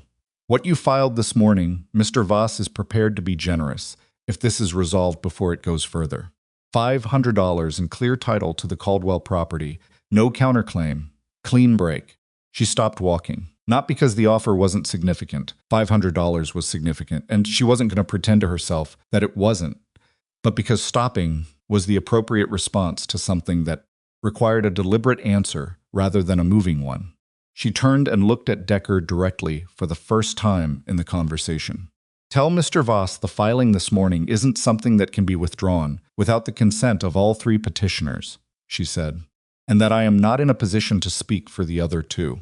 Tell him if he wants to make an offer, he should make it to all 3 of us together, in a formal setting, with a lawyer present who represents our interests rather than his. Decker looked at her with the expression of someone who'd been given a counter-response he hadn't been prepared for, and was running the calculation of what to report back. He's not going to like that, he said. That's his to manage, Eliza said, and started walking again. She heard him pull his horse around and move back toward town at a pace that was slightly faster than the one he'd arrived at, and she walked the rest of the road to her property, with her hands steady and her mind running through the day's remaining tasks like a list she was crossing off in order. Alderman arrived at the Caldwell property mid-morning with his affidavit in a leather portfolio, and the expression of a man who had slept well for the first time in years. He was precise and organized, in the manner of someone who'd spent 40 years making sure that imprecision had consequences. And he went through the affidavit with Eliza section by section, not because she needed to understand the technical surveying methodology in detail, but because he'd spent 10 years not being able to explain it to anyone who could use it, and he was going to explain it now. Benchmark displacement was 12 feet and 3 inches, documented with current physical measurements against the original survey markers that were still partially visible if you knew where to look. The effect on the watershed boundary was exactly what Eliza had inferred from her own analysis. The survey error placed the eastern edge of the Caldwell property in the wrong watershed, which meant the water rights calculation for the lower valley channel had been based on a geometrically incorrect premise for 30 years. Harlan's entire easement argument, to whatever extent it had ever had any factual basis, depended on a survey that was measurably wrong. When the federal investigator arrives, Alderman said, closing the portfolio, I want to walk them out to the benchmark location in person. The physical evidence is more compelling than any document. I'll make sure they know that's available, Eliza said. Pete appeared at the barn door and said, without particular urgency, that there were 2 men on horseback at the north fence line. All 3 of them looked toward the north fence. The riders were at a distance, not threatening in any immediate way, just present, the way Decker had been present on that first evening. Watching. That's the second time today, Daniel said from the side of the barn where he'd been working on the collapsed wall. Different men than this morning. Alderman looked at the riders with the calm assessment of someone not particularly concerned. Is this going to be a problem? He asked Eliza. Not alarmed, just gathering information. They're watching, she said. They're not going to do anything in daylight with multiple witnesses present. She hoped this was true. It had been true so far, and the pattern of Harlan's behavior as she'd come to understand it was that he preferred legal and social mechanisms to direct action. The barn fire in the Garfield case had been the exception, not the rule, and even that had been deniable. Direct action against people left evidence, and Harlan was careful about evidence. Alderman, can you leave the affidavit with me today? That's why I brought it, he said. She added it to the oilcloth case, which was getting thick enough now that the clasp required real pressure to close. Birch's copies, Forrester's letter, the cooperative petition registration, Alderman's affidavit, her own survey documentation, Clara's signed agreement, everything she'd assembled, piece by piece, in 3 weeks in a town that had started by deciding she was nobody. Caleb arrived in the early afternoon, and his face when he dismounted told her something had happened before he said a word. Galt filed a response to the cooperative petition, he said. Already it's fast, even for him. What kind of response?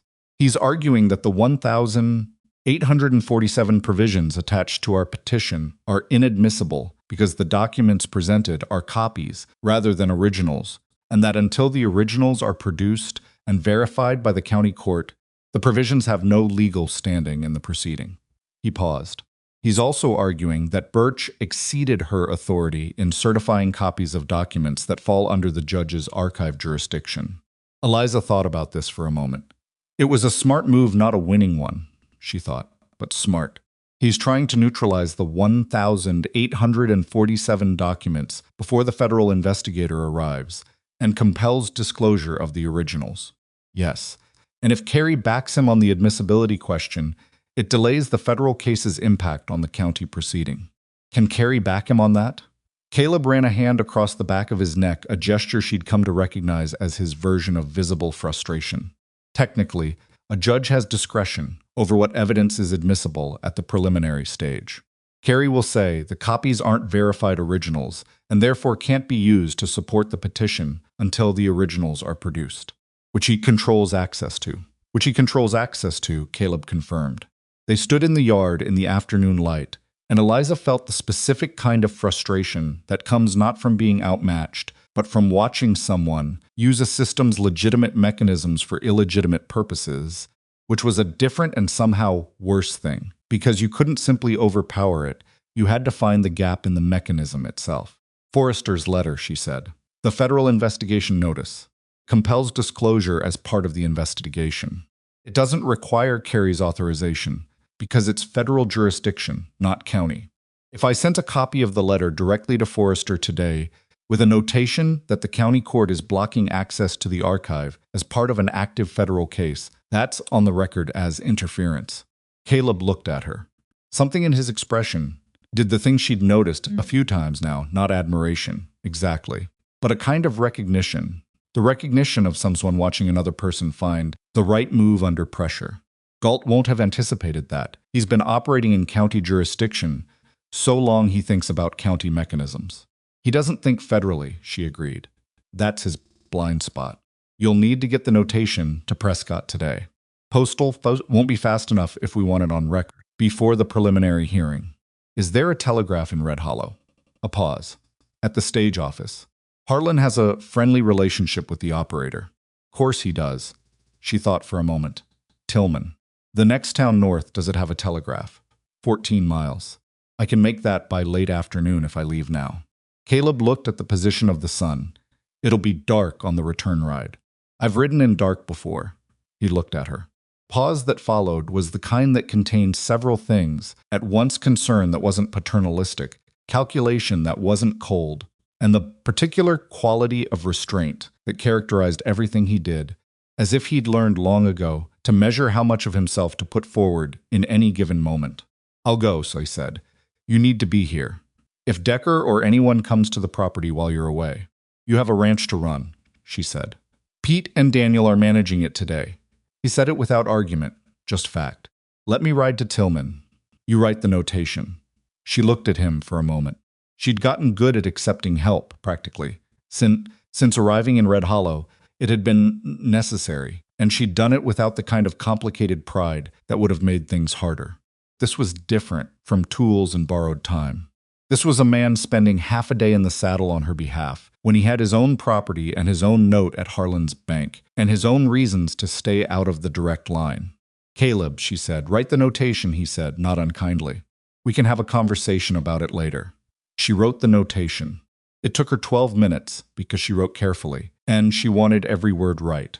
She gave it to him in a sealed envelope with Forrester's office address written on the outside, and he took it and checked his horse girth and left at a pace that wasn't reckless, but wasn't leisurely either. She watched him go down the road until the distance made him small, and then she went back to the survey work she'd been doing, before Alderman arrived, because the physical documentation of the East Fork Channel still needed 3 more marked sample points, and the work didn't wait for her feelings about it. The next 8 days moved in a way that felt nothing like the passage of time and exactly like the inside of a mechanism. Everything turning, everything depending on everything else, no single piece moving without affecting the others. Forrester's office received the notation and responded within 4 days with a formal directive to the county court requiring preservation of all archived materials related to water rights in the Lower Valley section pending federal review. The directive didn't compel immediate disclosure that would require a subsequent order, but it meant Carey couldn't authorize removal, alteration, or reclassification of anything in the archive without federal notification. Galt's admissibility argument became substantially weaker the moment that directive arrived, because it was now obvious to anyone paying attention that the county was trying to gatekeep documents that a federal body had placed under protection. Sutton came to the Caldwell property on the 5th day, unannounced, and Eliza found him standing in the yard when she came out of the barn, turning his hat in his hands with the expression of a man who'd been arguing with himself for some time and had only recently arrived at a position. He was mid-40s, broad through the shoulders, with 4 kids whose names and ages Caleb had mentioned in passing, and which Eliza had filed away because she filed everything away. He looked at her with the directness of someone who didn't have a lot of time for indirect approaches. The banknote Harlan renegotiated for me, he said, when I dropped out of the cooperative filing. He gave me better terms. 18 months of breathing room. I know, Eliza said. That 18 months is up in 3 weeks. She waited. If your federal case succeeds, Sutton said, if the water rights are restored under the 1,847 provisions, would the cooperative petition cover my acreage? The Middle Valley section? If you join the petition as a fourth co-applicant, yes, she said. The 1,847 provisions apply to all landholders whose properties abut the watershed. Your Middle Valley acreage qualifies. He looked at his hat. Pulled out before when Harlan leaned on me. I'm not proud of that. You had 4 children and a banknote, Eliza said. You made the decision you had to make. I'm not looking for absolution, he said, with a slight sharpness that she understood. Some people don't want the thing excused. They just want it acknowledged and moved past. I'm asking if it's too late to be useful. It's not too late, she said, but I won't lie to you about the risk. If you join the petition and the case fails, Harlan will call your note and you'll be in a worse position than you were before. This is a real risk, and it hasn't gone away. Sutton looked at her for a long moment. What do you think the odds are? She thought about the honest answer. I think they're better than they were when I arrived, she said. I think the 1,847 documentation is real and solid, and Galt knows it. I think Harlan is scared in a way he hasn't been scared before, which I know because he keeps raising his offers and changing his tactics, and people don't do that when they're confident. She paused. But I can't promise you it works. Nobody can promise that. Sutton nodded slowly. My wife said to ask you one thing, he said. She said to ask if you're going to stay. After this is over, one way or the other. She said she wanted to know if you were someone who was here to fight a battle and then leave, or someone who was going to be our neighbor. Eliza looked out across the northeast corner of her property, where the surface grass showed that faint, darker line of growth that traced the path of the east fork below. She thought about the 2 rooms of this house and the floor she'd leveled and the south wall of the barn Pete had rebuilt and the kitchen garden she'd started clearing a week ago because it felt, she realized now, like something she'd started without fully examining why. I'm staying, she said. Sutton nodded. Then I'm in, he said. Tell me what you need.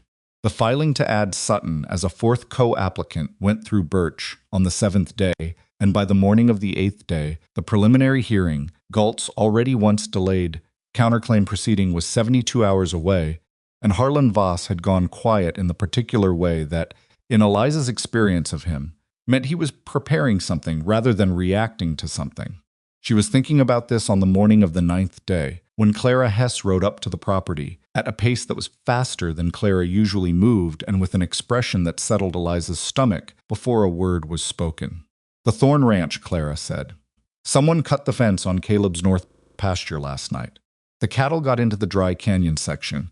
He lost 2 animals to the drop, and he's been out since before dawn trying to bring the herd back. Eliza felt something move through her that wasn't quite fear and wasn't quite anger, but contained elements of both. Is he all right? He's unhurt, Clara said. But the fence, it wasn't decay, Eliza. Someone cut it. Clean cuts, multiple posts while it was dark. Not an accident. A message. The Garfield barn had been the comparison point she'd been carrying in the back of her mind since Caleb told her the story. And now here it was not fire, because fire was too obvious and too drastic, but damage. Targeted, deniable, designed to cost and to warn. She was already moving toward the barn to saddle Biscuit. You don't need to go, Clara said. He's managing. I know he's managing, Eliza said. That's not why I'm going. She found Caleb 2 miles north of his ranch property in the dry canyon section, working with 2 borrowed men from a neighboring property to drive the remaining cattle back up the slope and through a temporary breach in the fence they'd opened for the purpose. He was covered in dust and moving with the focused, efficient anger of someone who has no time to be as furious as they feel, and when he saw her, he didn't stop working, but he met her eyes across the canyon, and the look between them lasted approximately 2 seconds and contained more information than most conversations. She got off Biscuit and helped. Not because she knew cattle driving as well as the men there, but because she could follow instructions and was not going to sit on a horse at a distance while people who were in her situation because of her situation did the work alone. It took 4 hours to get the herd secured. 2 animals lost one, had broken a leg in the fall, and had to be put down on site, and Caleb did it himself with the particular grim economy of someone who's done hard things before and doesn't perform the weight of them. The fence repair would take 2 days, and the cost of the lost animals wasn't small. When it was done and the borrowed men had gone back to their own property, Eliza and Caleb stood at the fence line in the late afternoon with the specific exhaustion of people who've been working with their bodies and their minds simultaneously for too long. "This was Harlan," she said. "Yes," Caleb said. "Can it be proven?" No, his jaw was tight, same as the Garfield barn, same as everything he does. Clean enough to be deniable, targeted enough to be understood. "The preliminary hearing is in 3 days," she said. "He's trying to destabilize you before the hearing. I know what he's trying to do." She looked at him. He was staring at the repaired fence with the expression of someone doing arithmetic that involves things other than numbers, calculating what he had left, what this cost him, whether the math still held. She knew that arithmetic. She'd been running it herself since the day she arrived. "Caleb," she said. He looked at her. "I need to ask you something directly," she said. "And I need you to answer me directly. Not the way you answer when you're trying to protect me from information." Something shifted in his expression. "Go ahead. If you step back from the petition, if Harlan's pressure gets to the point where staying in is going to cost you the ranch, I need you to tell me. I need to know that if you're still standing at that hearing in 3 days, it's because you've decided to be there, not because you think you can't leave without letting me down." The silence that followed was long enough that she started to think he was going to deflect anyway. He was looking at the fence rather than at her, and she waited. "I'm not a man who leaves things half done," he said finally. "It's a flaw sometimes, but it's mine. That's not an answer." He looked at her then. "I know what that fence cost me today," he said. "I know what losing those cattle costs me. I've run the arithmetic." He paused. "I'm still in, Eliza. Not because I can't leave, because I've looked at what happens if we win this, and what happens to this valley if we don't, and I'd rather lose the ranch trying than keep it by being the kind of man who watched and let it go." The afternoon was going gold around them, the canyon casting long shadows across the dry ground, and Eliza felt something she'd been carefully not feeling for 3 weeks, because there had been too many other things to feel a complicated, weighted warmth that she wasn't going to examine closely at this particular moment, because there were 3 days until the hearing, and the hearing was what mattered. "Thank you," she said. "Don't thank me," he said, which was what everyone in this town seemed to say when she thanked them, and which she was beginning to understand was a particular frontier idiom, meaning something closer to we're past that now. They rode back to the Caldwell property as the sun went down, and Eliza spent the evening going over the case documentation one more time, not because anything had changed, but because in 3 days she was going to have to stand in a county courtroom in front of a judge who owed his position to the man she was fighting, and she intended to know every piece of paper in that oilcloth case better than she knew anything else in the world. 2 days before the hearing, the federal investigator arrived. His name was Marsh, and he was younger than Eliza had expected, 35 at most, with the contained, observational quality of someone trained to gather information without telegraphing what he was doing with it. He presented himself at the Caldwell property in the mid-morning, having come directly from Prescott without stopping in Red Hollow proper, which she suspected was deliberate. She brought him inside and spread everything on the table. He read without comment for nearly an hour. He asked questions that were specific and technical and demonstrated that he'd already reviewed Forrester's case file in detail before making the ride. He asked to see the physical evidence of the East Fork Channel, and she took him to the northeast corner and walked him through the surface indicators. And he asked intelligent questions about soil composition and water table indicators that suggested someone had briefed him, at least partially on the technical aspects. "I'll need to meet with Alderman today," he said, back at the house. "I've already notified him you were coming," she said. "He's expecting you this afternoon." Marsh looked at her with the specific look of someone revising an expectation. "You knew I'd arrive today." "Forrester said 2 weeks from filing," she said. "Today is day 13. You'd arrive today or tomorrow. I wanted to be ready." He almost smiled. "I'll need to request formal archive access from the county," he said. "Judge Carey will be notified." "He will," she said. "The hearing on the counterclaim is in 2 days." Marsh looked at her steadily. "I'm aware of the hearing timeline, Miss Marlowe. I want to be direct with you. My investigation cannot resolve itself in 2 days. Federal processes don't move on county court timelines." "I know that," she said. What the investigation does in 2 days is put the county court on notice that the federal process is active and present, not theoretical and distant. Carey is less likely to rule on Galt's counterclaim aggressively if there's a federal investigator physically in the county asking questions about the same documents. Marsh studied her. "That's a sound political calculation," he said. "The only kind I've had time to make," she said. He left for Alderman's property. Eliza watched him go, and then she sat at the table with the oilcloth case and thought about the 2 days remaining and what they contained. The hearing. Galt's arguments. Carey on the bench with his 15 years of obligation to Harlan Voss and his new and presumably unwelcome awareness of federal scrutiny. Her own arguments, which were solid and documented, and which she would have to make without a lawyer, because she couldn't afford one, and there wasn't one in Red Hollow who wasn't already beholden to Harlan or afraid of him. She thought about Harlan, sitting in his office right now, aware that the federal investigator had arrived, running his own calculations about what was still controllable and what wasn't.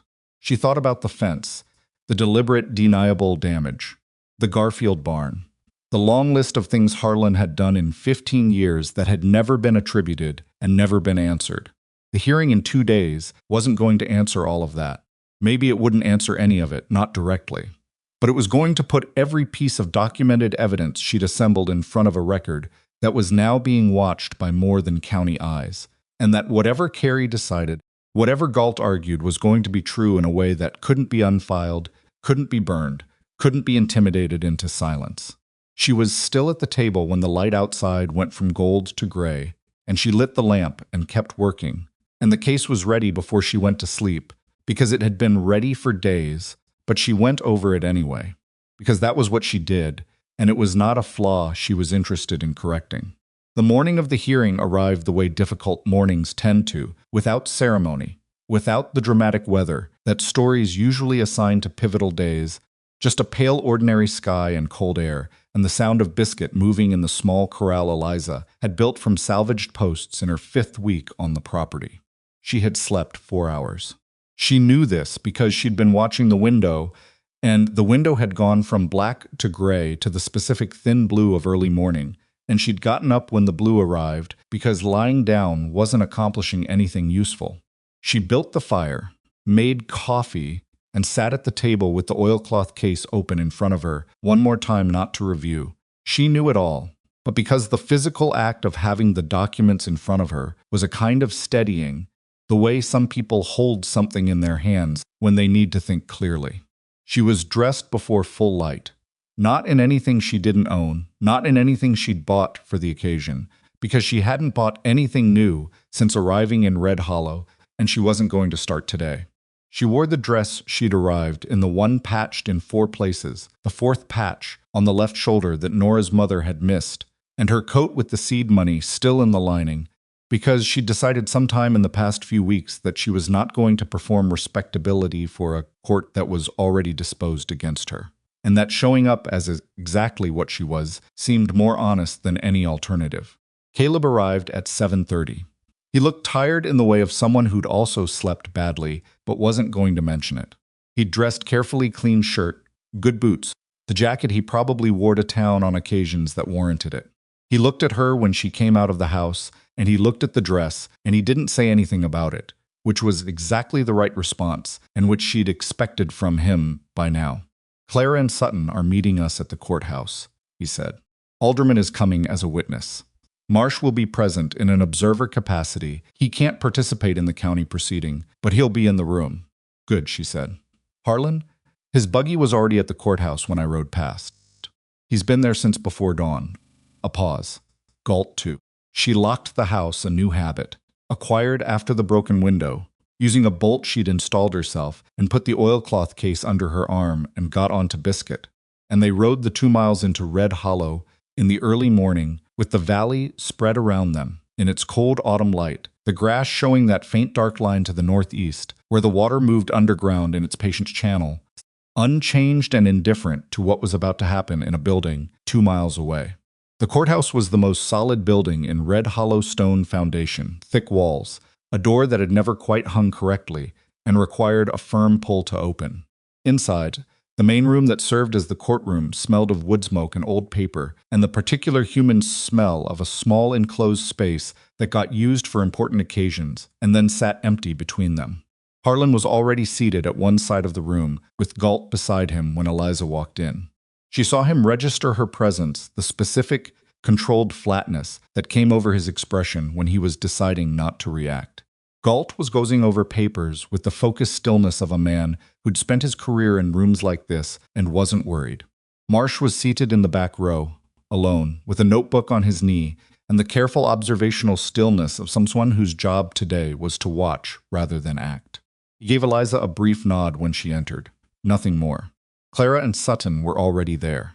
Clara had dressed in her best, which was modest and clean and gave her a dignity that had nothing to do with fashion.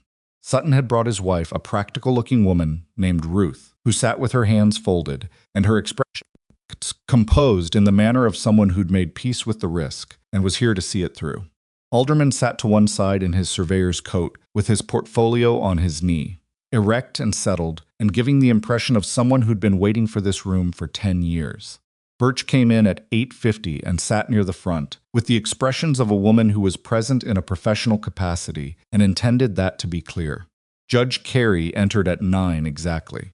He was a man in his mid-60s, heavy-set, with the look of someone who'd occupied a position of authority long enough that authority had become his default register for everything. He took the bench and looked at the room, and his eyes moved across it in a specific sequence: Harlan, Galt, then Eliza, and then to the back row where Marsh sat, and at that last stop his expression did something small and involuntary, a fractional tightening, barely visible, that told Eliza the federal investigator's presence had been noted and was not entirely welcome. Galt opened for the counterclaim with the smooth economy of a man who'd done this many times. His argument was three-pronged: the survey boundary dispute, the historical easement claim by custom and use, and the inadmissibility of the 1,847 provisions as presented. He was good. He was organized. He cited territorial case law that Eliza had read in the Kansas City Land Office and which she'd prepared responses to, and he presented Harlan's position as a matter of long-standing legal right being challenged by a newcomer with incomplete documentation. Carey listened without visible reaction, which told Eliza nothing, because Carey was practiced at listening without visible reaction. When Galt finished, Carey looked at Eliza. "Miss Marlowe, you're representing yourself?" "Yes, Your Honor." "You understand that as a non-attorney." "I understand the limitations," she said. "I'd like to proceed." He gestured for her to do so. She stood. She had no notes in her hands. Everything was in the oilcloth case on the table, and she'd decided she wasn't going to read from papers, because reading from papers in this room, with this judge, was going to look uncertain, and she wasn't uncertain. She knew this material. She'd known it since before she arrived in Red Hollow. She started with the survey. Alderman's affidavit went to the bench first, his credentials, his methodology, his finding of the 12-foot 3-inch benchmark displacement. She walked Carey through the technical logic without over-explaining it, because over-explanation in a courtroom tends to look like compensation for weakness. The benchmark was wrong. The watershed boundary, as a result, was misdrawn. The easement claim relied on the erroneous benchmark. Therefore, the easement claim was geometrically incoherent from its origin. Galt objected on the grounds that Alderman's resurvey was unofficial and privately conducted. Eliza acknowledged this and pointed out that the Territorial Land Office in Prescott had the authority to commission an official resurvey, that her federal complaint had included a request for exactly that, and that the federal investigator currently seated in the back row of the courtroom was present in part to assess whether that resurvey was warranted. She said this without turning to look at Marsh. She didn't need to. The room turned to look at him on its own. Carey's jaw tightened. He sustained Galt's objection on the official resurvey grounds, which she'd anticipated, but the moment had done what she'd needed it to do, which was establish for everyone in the room that the survey question was not closed. Then she moved to the 1,847 provisions. Galt immediately objected to the admissibility of Birch's copies on the same grounds he'd filed in his preliminary response. Carey began to speak, and Eliza cut across him politely, precisely, exactly 1 degree short of discourteous. "Your Honor, before the court rules on admissibility, I'd like to direct the court's attention to a federal preservation directive issued 9 days ago by the Regional Land Office in Prescott. She placed Forrester's directive on the bench, not the letter from her visit, but the subsequent formal directive that had arrived in response to her notation about archive access. The directive places all Lower Valley water rights documentation in this county under federal preservation pending investigation. That includes the original 1,847 archive documents. The question of their admissibility in this proceeding is therefore a question of federal preservation law as much as county evidentiary procedure. Galt was on his feet. The directive pertains to preservation, not to admissibility in a concurrent state proceeding. The directive, Eliza said, still addressing the bench, was issued in direct response to notification that county-level actors were blocking access to documents material to an active federal investigation. If this court rules those same documents inadmissible on grounds that the original copies are unavailable, while simultaneously the only authorized access to the originals rests with a county officer who has failed to produce them in response to legitimate requests, then that ruling becomes part of the record of obstruction that the federal investigator is here to document. The room was very quiet. Carrie looked at her. He looked at Marsh in the back row. He looked at Galt. He looked at Harlan, who was sitting with his hands flat on the table in front of him, with the expression of a man who was doing arithmetic and not finding the numbers agreeable. "I'll take a 30-minute recess," Carrie said. The 30 minutes was 45. Eliza sat at the petitioner's table with Caleb beside her and Clara on his other side, and nobody said much. Sutton's wife Ruth passed around a canteen of water without comment. Alderman sat where he'd been sitting and looked at nothing in particular. Marsh came to Eliza's table during the recess. He didn't sit. He leaned slightly and spoke quietly. "The judge sent his bailiff to find Galt during the recess," he said. "They spoke privately for 6 minutes. Did you?" "I was in the hallway," he said. "I don't know what was said, but Galt looked different when he came out. He straightened. I thought you should know." He went back to his seat. Caleb was looking at the table. "A private conversation between the judge and opposing counsel during a recess," he said, low.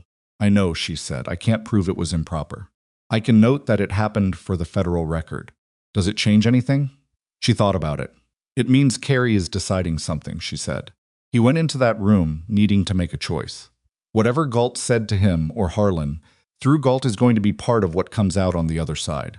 When Carrie returned to the bench, he looked different in the specific way. Judges look different when they've resolved something that was unresolved before, not relaxed, but settled. He set down papers and looked at the room. "The court has considered the admissibility question," he said. "The court finds that in light of the active federal preservation directive, ruling on the admissibility of the 1,847 documentation at this stage would be premature. Counterclaim proceeding is therefore continued pending resolution of the federal investigation and the official production of the archive originals." Galt was on his feet immediately. "Your Honor, the petitioner is in occupation of disputed land during this continuance. The homestead filing is active and undisturbed," Carrie said. "Occupation of a property under active homestead filing cannot be enjoined pending a continuance without a separate motion and showing, which the court has not received." He looked at Galt with an expression that was not warm. "File the motion if you believe it's warranted." He rose. The room rose with him. It was not a victory. Eliza understood this precisely and without self-deception. The counterclaim was continued, not dismissed. Carrie had not ruled in her favor on anything substantive. Galt could file the injunction motion Carrie had mentioned, and that would be another fight. The federal investigation could take months. Everything was still in motion, and nothing was resolved. But Harlan Voss, for the first time in 15 years, had walked into a county courtroom and not gotten what he came for. She stood at the petitioner's table and let that be true for a moment before she picked up the oilcloth case. Harlan stopped her in the hallway. Not with Decker or with Galt, alone, which surprised her enough that she stopped walking without deciding to. He looked different from the Harlan who'd sat across from her at the boarding house breakfast table 7 weeks ago. Not smaller, exactly, he was a large man. And that didn't change, but something in the architecture of his certainty had shifted in a way that showed at the edges. His jaw was tight, and his eyes were doing the calculating work of someone who'd been running a system for so long that he'd stopped being able to imagine the system failing, and who was now, for the first time, being forced to imagine it. "Miss Marlowe," he said. "Mr. Voss, you've made this considerably more complicated than it needed to be." "I've made it accurate," she said, which it wasn't before. He looked at her with something that was not quite respect and not quite anger, but contained both. "What do you want? Specifically, not the legal argument, not the principle. What do you actually want out of this?" She looked at him. It was a genuine question, she thought, or as genuine as anything Harlan Voss asked was, which meant it was also a tactical question, and she understood both things simultaneously. "Water access for the Lower Valley properties under the terms of the 1,847 grant," she said. "Restoration of the East Fork Channel at cooperative cost. Withdrawal of the counterclaim and the tax reassessment against Clara Hess. And a formal acknowledgement that the easement you've been claiming doesn't exist. That's a great deal. It's what the law says," she said. "I'm not asking for more than the law already gives the people in this valley. I'm asking you to stop taking what isn't yours." He was quiet for a moment. In the courthouse hallway, people moved past them: Clara, Sutton, Caleb, who slowed when he saw them talking and then kept walking at a signal from Eliza's eyes that she wasn't in trouble. "The acknowledgement," Harlan said. "That's what you're not going to get. Then the federal investigation continues," she said, "and everything Marsh finds gets added to the federal record, including the benchmark manipulation, including the Garfield situation, including the tax reassessment as coercive action against a cooperative petition participant." He went very still. "You can't prove the Garfield barn." "No," she said, "but it'll be in the record.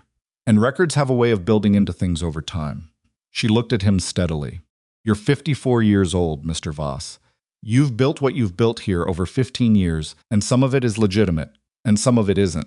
The federal investigation is going to take a long time, and during that time, every piece of your land documentation is going to be examined. That's going to cost you in legal fees, in uncertainty, in the attention of people in Prescott who currently have no reason to look at Red Hollow County.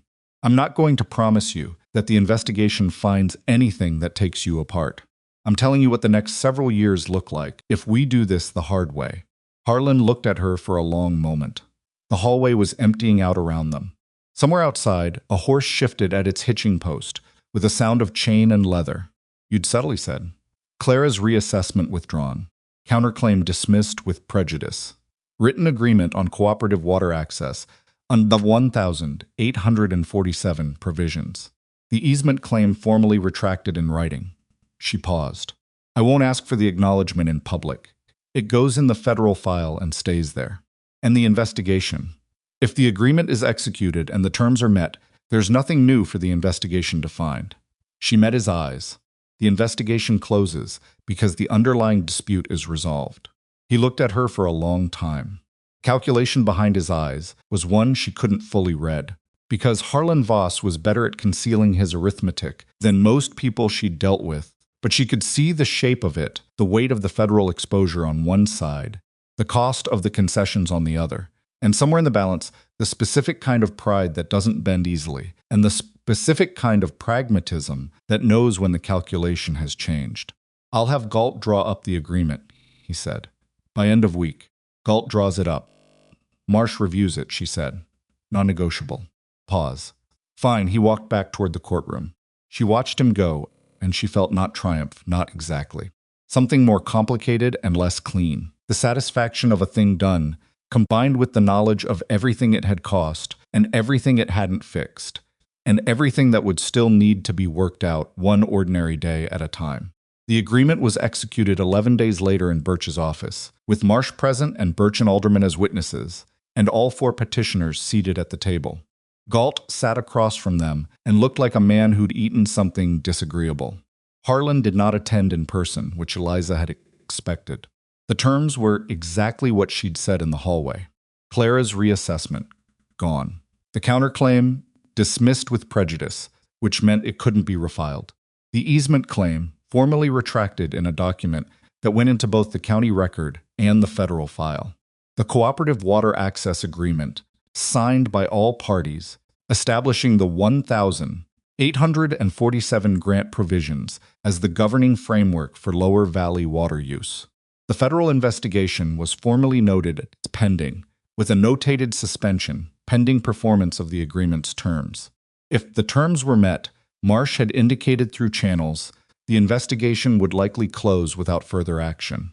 If they weren't, it would resume from exactly where it stopped.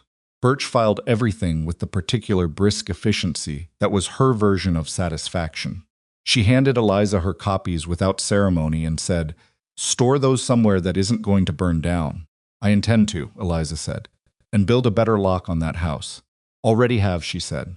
The East Fork Channel excavation started 3 weeks after the agreement was signed, in the particular dry window between the autumn cold and the early winter rains that Eliza had identified from 3 years of rainfall records as the best possible working period. All 4 petitioners contributed labor, with Caleb and Sutton providing the heavy equipment and Pete directing the actual excavation with the authority of someone who'd been moving earth for 40 years and had opinions about how it should be done. It was not clean work. It was not fast work. The channel had been silted and partially collapsed in 2 sections that required more excavation than the initial survey had suggested, and the second week it rained for 3 days straight, and they lost those days to mud and pump work and a section of newly cleared channel that partially refilled. Eliza worked alongside the men every day without exception, not to prove anything to anyone, but because it was her land and her channel, and she was not going to sit in the house while other people built the things she'd come here to build. Her hands blistered and then calloused. Her arms got stronger than they'd been since childhood. She learned things about the underground structure of the valley that she could only have learned by being in the excavation rather than above it. And those things revised her understanding of the channel system in ways that made her go back to her notes at night and update them, and then lie awake thinking about what the revisions implied for the second phase of the restoration, which she was already planning. Nora, the girl who'd spoken to her on the first day, the one who'd noticed the 4th patch started coming to watch the excavation after school. She came alone at first, and then with 2 other children, and she asked questions that were good questions, the kind that came from genuinely wanting to understand how something worked rather than performing curiosity. Eliza answered them without condescension and without simplification, because that was how she'd wanted to be talked to at 12, and nobody had. Ruth Sutton brought food to the work site on the 4th day and kept bringing it for the rest of the excavation, which was 3 weeks in total. She never made a production of it. She just arrived with whatever she'd made and left it and went home, and it was a form of generosity that didn't ask anything in return and didn't need to be acknowledged at length, and Eliza found it, quietly, one of the kindest things that happened during that period. The day the East Fork ran clear was a Thursday in late November, cold and bright, with the kind of air that made everything look sharp-edged and very real. The water came through the newly cleared lower section in the mid-afternoon, not in a rush, not dramatically, just a steady, purposeful increase in flow that Pete registered first by the sound of it changing and announced by simply stopping work and looking at the channel with the expression of a man confirming something he'd believed was there all along. Everyone stopped. Nobody said anything for a moment. The water moved through the restored channel the way it had always moved, the way the 1,847 grant had assumed it would move, the way the topography of the valley had always been trying to direct it steadily, toward the distribution point above the lower valley farms, where it would split into the secondary channels that reached the properties of everyone who'd spent years negotiating for scraps of access, from a man who had no legitimate right to be the one distributing it in the first place.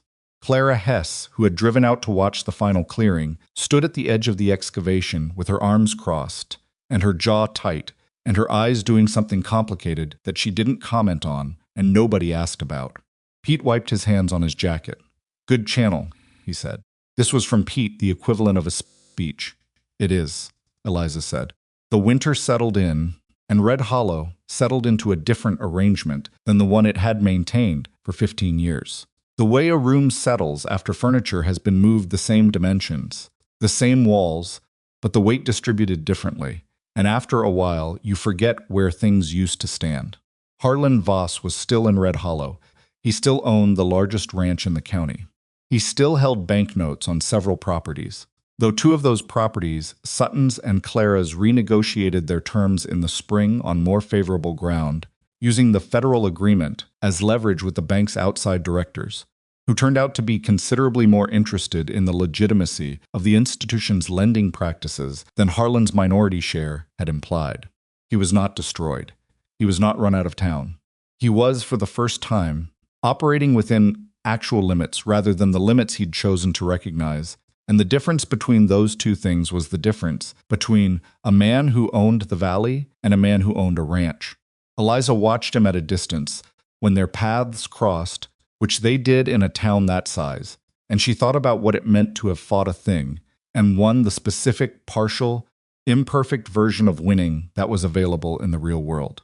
She'd come to Red Hollow with 40 acres and $11 and a coat with seed money in the lining, a set of notes she'd been keeping for 3 years, and she'd gotten not everything.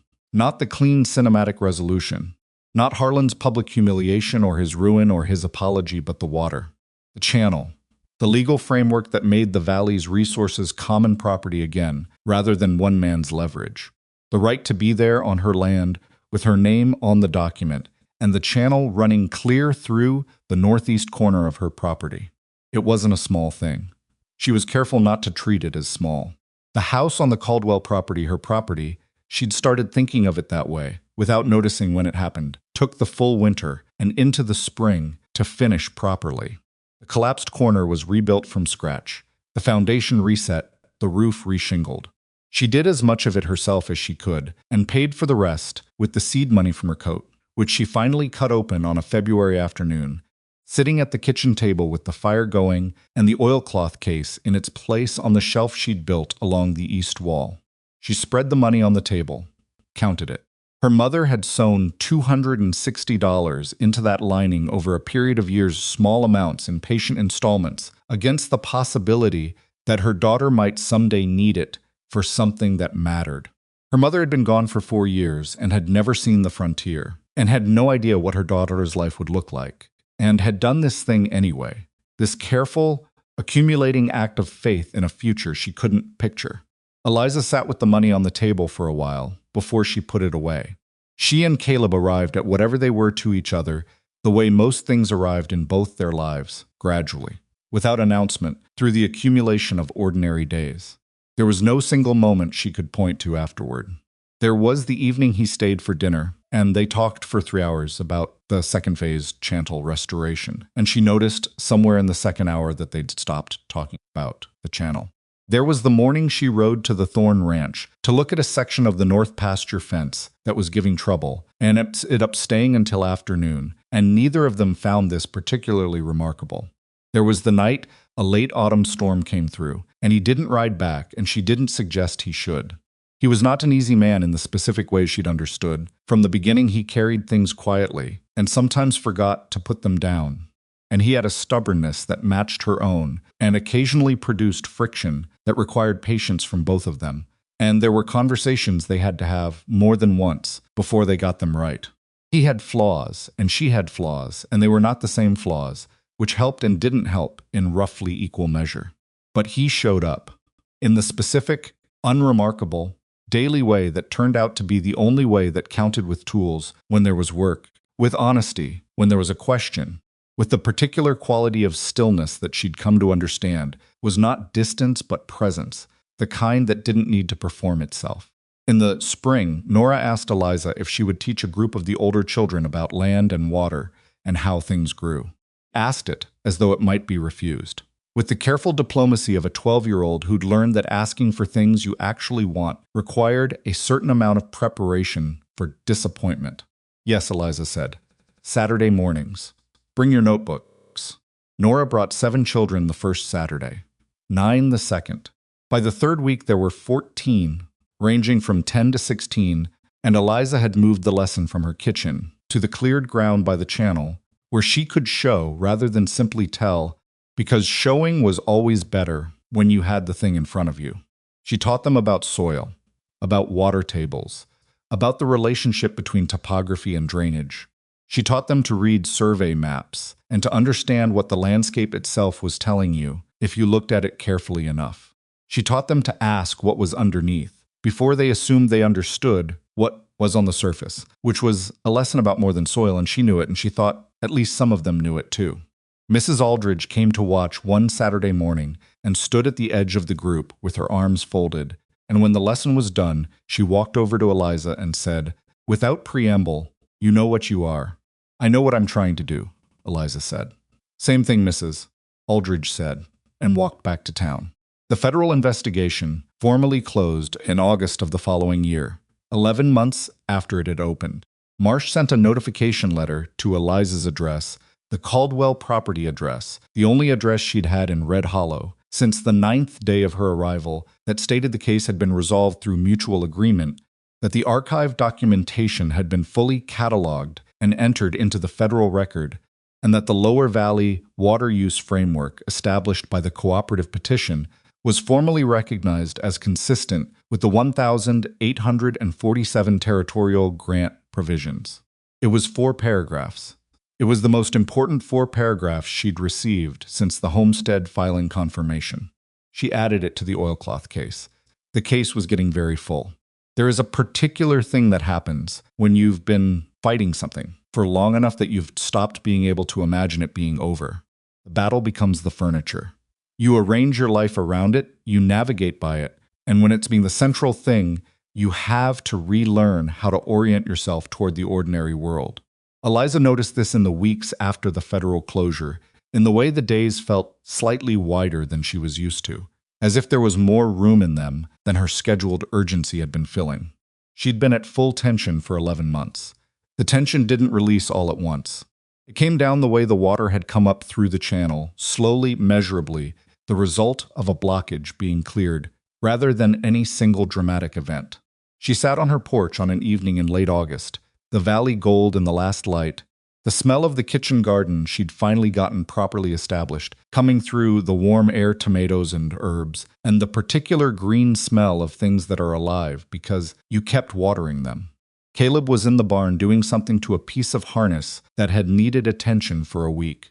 The sound of his work was the quiet, rhythmic sound of a man concentrating on a specific task, and it was, she realized, exactly the right sound for the evening. She thought about what she would tell someone, not in the way of advice, because she had no patience for the simplified lesson that turns a complicated experience into a motto, but in the way of honest accounting. She had come to Red Hollow with almost nothing. That part was true and mattered. But what had actually determined the outcome wasn't the courage of arriving with almost nothing, though that was part of it.